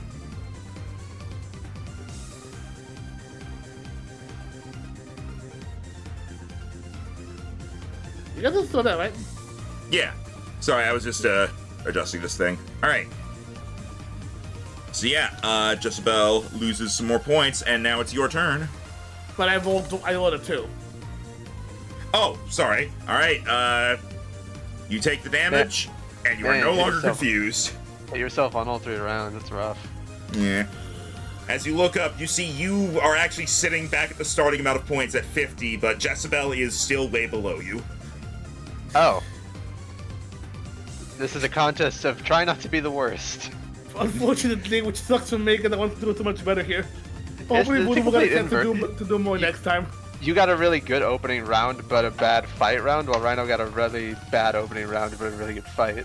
Yeah, Yeah, you but traded luck. the thing is, I wasted so many inspirations. Sucks. So it happens, man. It happens. Bahamut. But Alright. but freaking He's two gonna- of them being freaking back-to-back ones though. That's also happened in this campaign, I'm pretty sure. Yeah, He is- also to me. He's going to rear back and then come in with one of the sharp ends of his wings as he uses a brick break on Berserker. 26. Yeah, that hits. That is, ooh, big damage, 35. All right. The boss Berserker is seeing he's surrounded, but he's not giving up as he's going to go for another Iron Head on Kong. Fair enough. 26 to hit. It hits. All right, that is 28 damage because Steely Spirit does not apply to yourself, so he needed an ally alive to give it to him.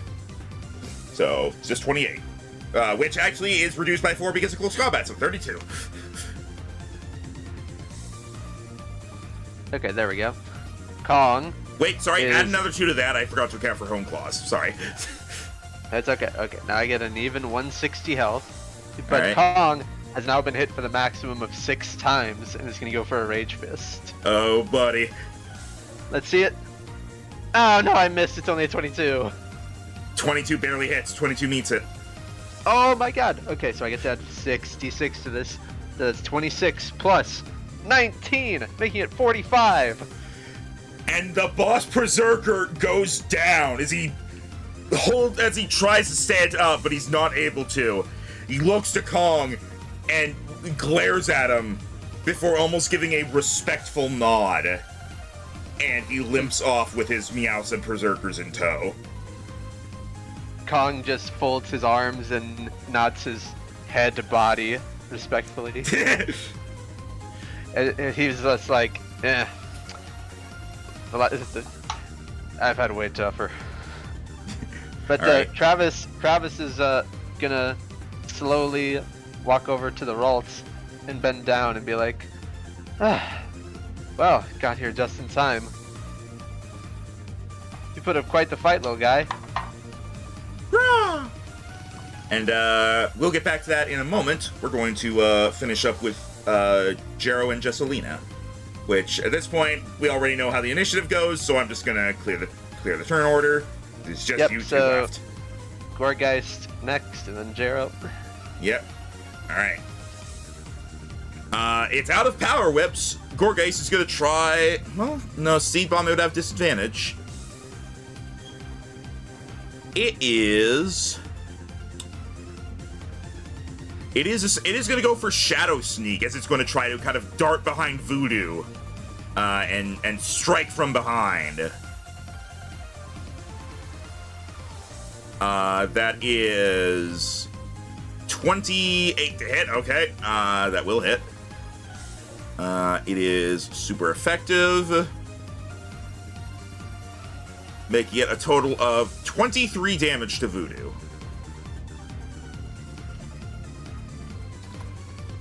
Come on, Voodoo. All right. Jero, you there? Yep. All right. It is now your turn. Well, I can actually do stuff now. I'm Miracle. Hey, roll a d4 just in case. Fuck you.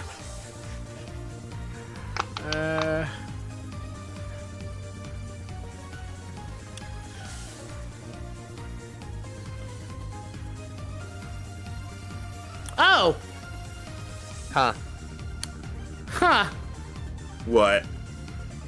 So how many turns of this thing do we have left? Or is this the last turn of the battle contest order? There are, counting this one, there are 4 turns left. Excellent. Hey, comment the bitch. Oh. I forgot he had this. Oh, well then. As you send it right back. Q pretty much as Voodoo steps out of it. He does give like a pain as he realizes while he had fun, how annoyed it was being confused for that long. So Q it sinks to the floor, disappearing, and then all of a sudden Gorga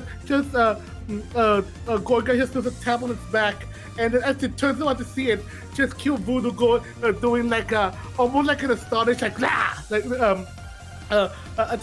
But it's actually hitting. But it's actually doing a face as it hits it with its own confused way. All right. And once it gets confused, he would start folding up back of it with a bit of a grin and laugh as he's just like jumping around, waiting to see what happens with her being the confused one this time. All right. Well, it's her turn, and she's gonna get to move.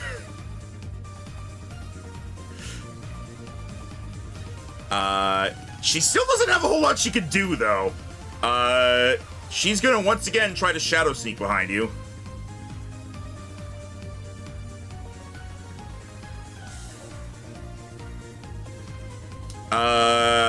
18. So that is a miss.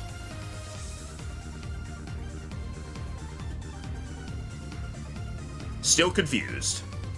I actually did that on GM, but it was a 3, so still confused. Yeah. All right. Yeah, cue him noticing that she's trying to get him, but he was able to tell because in the confused state of he noticed a very large shadow suddenly. As it goes ahead and tries to go off him, he just like literally jumps over, so he does like a backflip, dodging the attack, and then just lands on her head, going like ta-da! Yeah. And then as it's doing so, it springs up off her. You thinking as it goes ahead and does like a few pirouettes in the air to do like a spin, but while it's spinning in the air, it begins doing there's a ghostly trail of energy being left behind it, so it looks almost like a spinning rocket. What that is actually the glow coming off of his shadow claw, as he does that. As he does like a spin upwards, leaving an eerie glowing trail. As he does the same thing going down to do to be almost like a spinning ghostly top of doom to try to hit it with with shadow claw from above. All right. Let's see it. Yep. Oh, and that's a big hit. Wait, is that a? It's not. It's not. You need to add another D8 though. Yeah. Remove 10 because it still has spell tag on it. So that's 12 plus 16 for 28. All right. Big hit.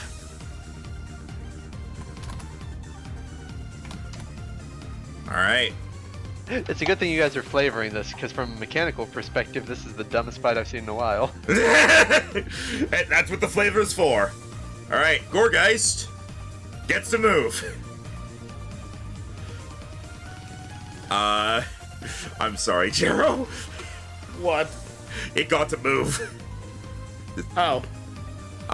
It is actually really running out of stuff that it can do.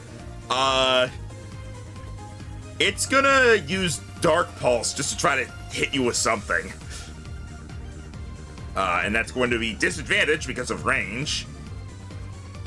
And that's a 5 to hit. Oh my god. Still confused. All right. Your turn. It has way higher AC than you, but it has way worse luck too. Yeah. And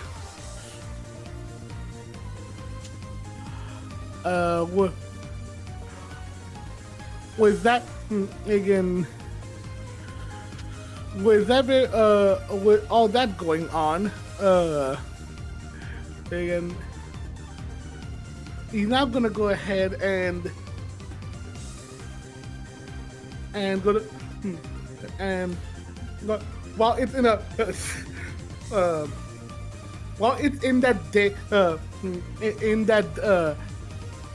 day state, Q can pretty much because I'm assuming like progress being the days it's like dancing around a bit.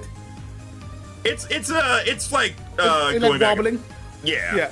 Yeah. Q at that point, Voodoo grabs hold of it and by its second hair hands and starts Arm hair. No. Hair arm again by his hair arms, and then starts almost dancing with it as if doing like a bit of a tango, and in doing so he's also making flames appear around him as he's trying to willow his spigot again, and as the flames are dancing around them, he does like he makes it go for a he lets it go as they're doing the dance to go for a spin, and in doing so also lets go of the flame, so they go ahead and try to attack it to try to be able to go to burn it as well. All right, let's see. So it's a D4 on a 1 or 2, and it is burned. So Q as it's spinning around the flames like spinning around with it, and then as she comes to a stop, it's just surrounding a ring of flames as they all collide into her, making it get burned. She stumbles back and is going to, once again, it's going to try to get its turn. And it does. I call shenanigans at the highest order. It gets its turn, and it's like, I'm gonna deal with you, and it's gonna send out another Dark Pulse. 8 to hit. 8 to hit on what? Don't worry about it, I know it misses. All right, Pretty much it does. it's your turn. Okay, and Oh, right, also burn damage. 4 burn damage.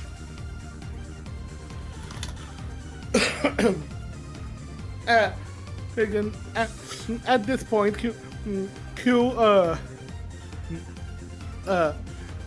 just hit, just like because he feels like we're getting close to the end. Baynet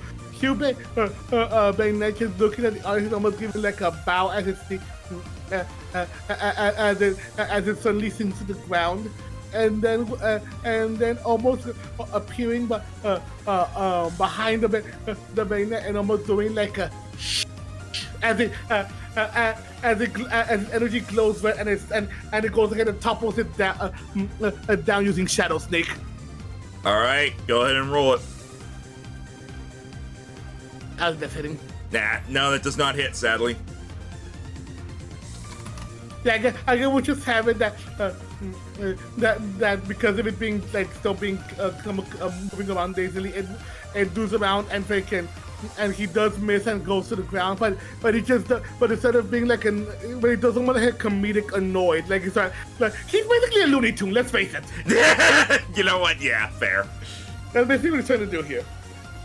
All right, Gorgeist, with the last bit of time that it has, is going to attempt to throw a seed bomb into the air to try to drop it down on Voodoo.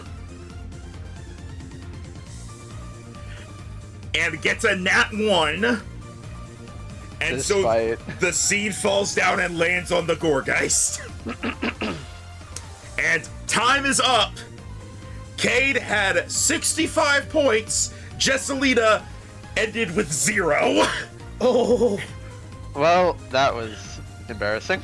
Yeah, the audience is like politely applauding, and the judges aren't really sure what to say other than that Jessalina is eliminated.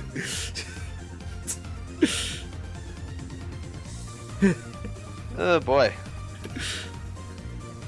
All right. As a Cade, you have moved on into the next round. Meaning that you and Aiden are both going to be in the finals. Oh, you guys are gonna have to fight each other again. Happens a lot. I mean, was there any doubt? After seeing your initial performance, Rhino? Yes, there was. I feel like I came Well, back. the good news, Jero, Emolga does not have a 24 AC. All right, and to end this off, because we are going to have to end here, we're going down to Travis real quick. As Travis, you approach the Ralts. That seems like it's definitely had some it's taken some hits from the fight. It was trying to fight as well as it could. Your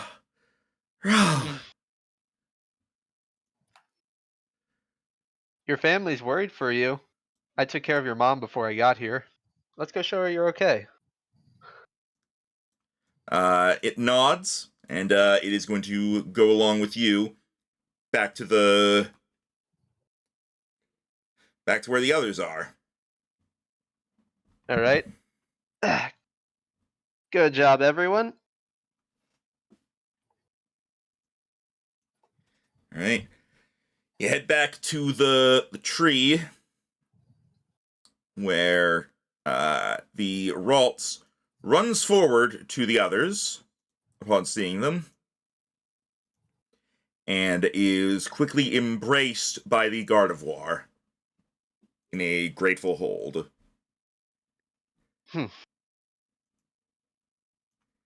And as the Graltz is being held, Hey!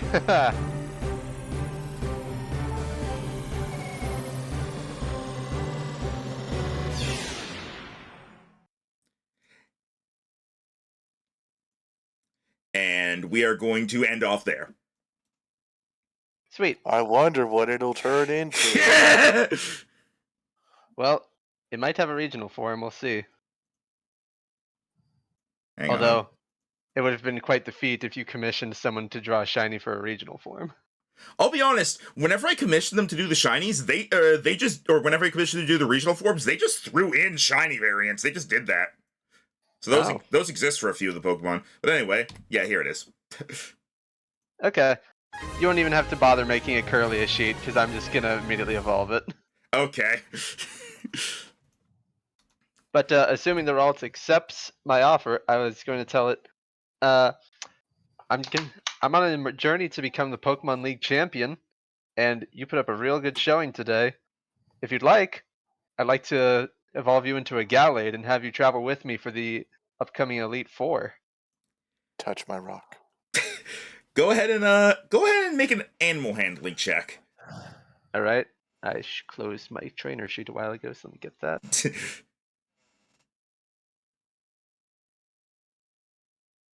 22. The Ralts, now a Curlia, so it actually makes sense when I call it Curlia, is going to kind of look up at the Gardevoir, who nods down at it, and it is going to nod to you, as it is going to join your party. All right. Catching it with a friend ball so it can catch up in XP a lot faster. All right. Yeah. And Good. I already have a name picked out for this. Oh. Zwei. Ooh, I like it. And it is a male, so. So why Yes. not? I know his Y-hander is a two-handed sword and it uses like dual sword hands, but I still like the way it sounds. It's a two-handed sword and it uses two-hand swords, so. Yeah. Good enough. All right. Yeah. Second shiny. Let's go. All right. So we will be ending off there. Next time, we will continue with the contest. That will probably be all that happens because I didn't have an extra thing planned. I was, for Tim, I was holding on to this in case this spilled over into being two fights with the Berserkers. But, so yeah, we'll be doing that. And Travis will be, I assume, flying to Idatana, buying a Dawnstone, and evolving this thing. Yeah. So I'm gonna mark off the 5,000 $dollars for that, but it's Tonaloss. Tonaloss, sorry, not Idatana. Yeah. And then, depending on what its Gallade moveset is, I might buy some TRs. Alright. We will, I'll set the sheet up and get it to you, between sessions so you can figure out what all you want to get for it. Alright, cool. Alright. To end off for next time, Aiden and Cade, you have advanced through to the finals, and so have Brooke and Casey. Interesting. So it's gonna be a good fight. All right.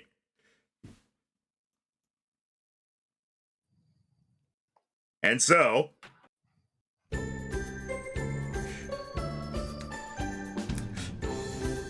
with the first two rounds of the contest done, Cade and Aiden are ready to head into the final round and see who will emerge with their third ribbon, while Travis has a new friend to add to his party, having broken up an ongoing feud between the local Berserkers and Ralts.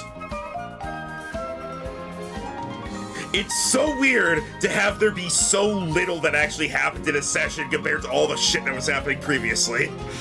I'm alright with it. It's like everything is like nice and calm and mundane for a change. Yeah, counting all the weeks we took off, we were in that Flolo incident for 2 months. In real time, yeah. Whew. Alright. as we prepare for the final round between our two heroes and their two people they know. See you next time. It's so good to have something simple for a change.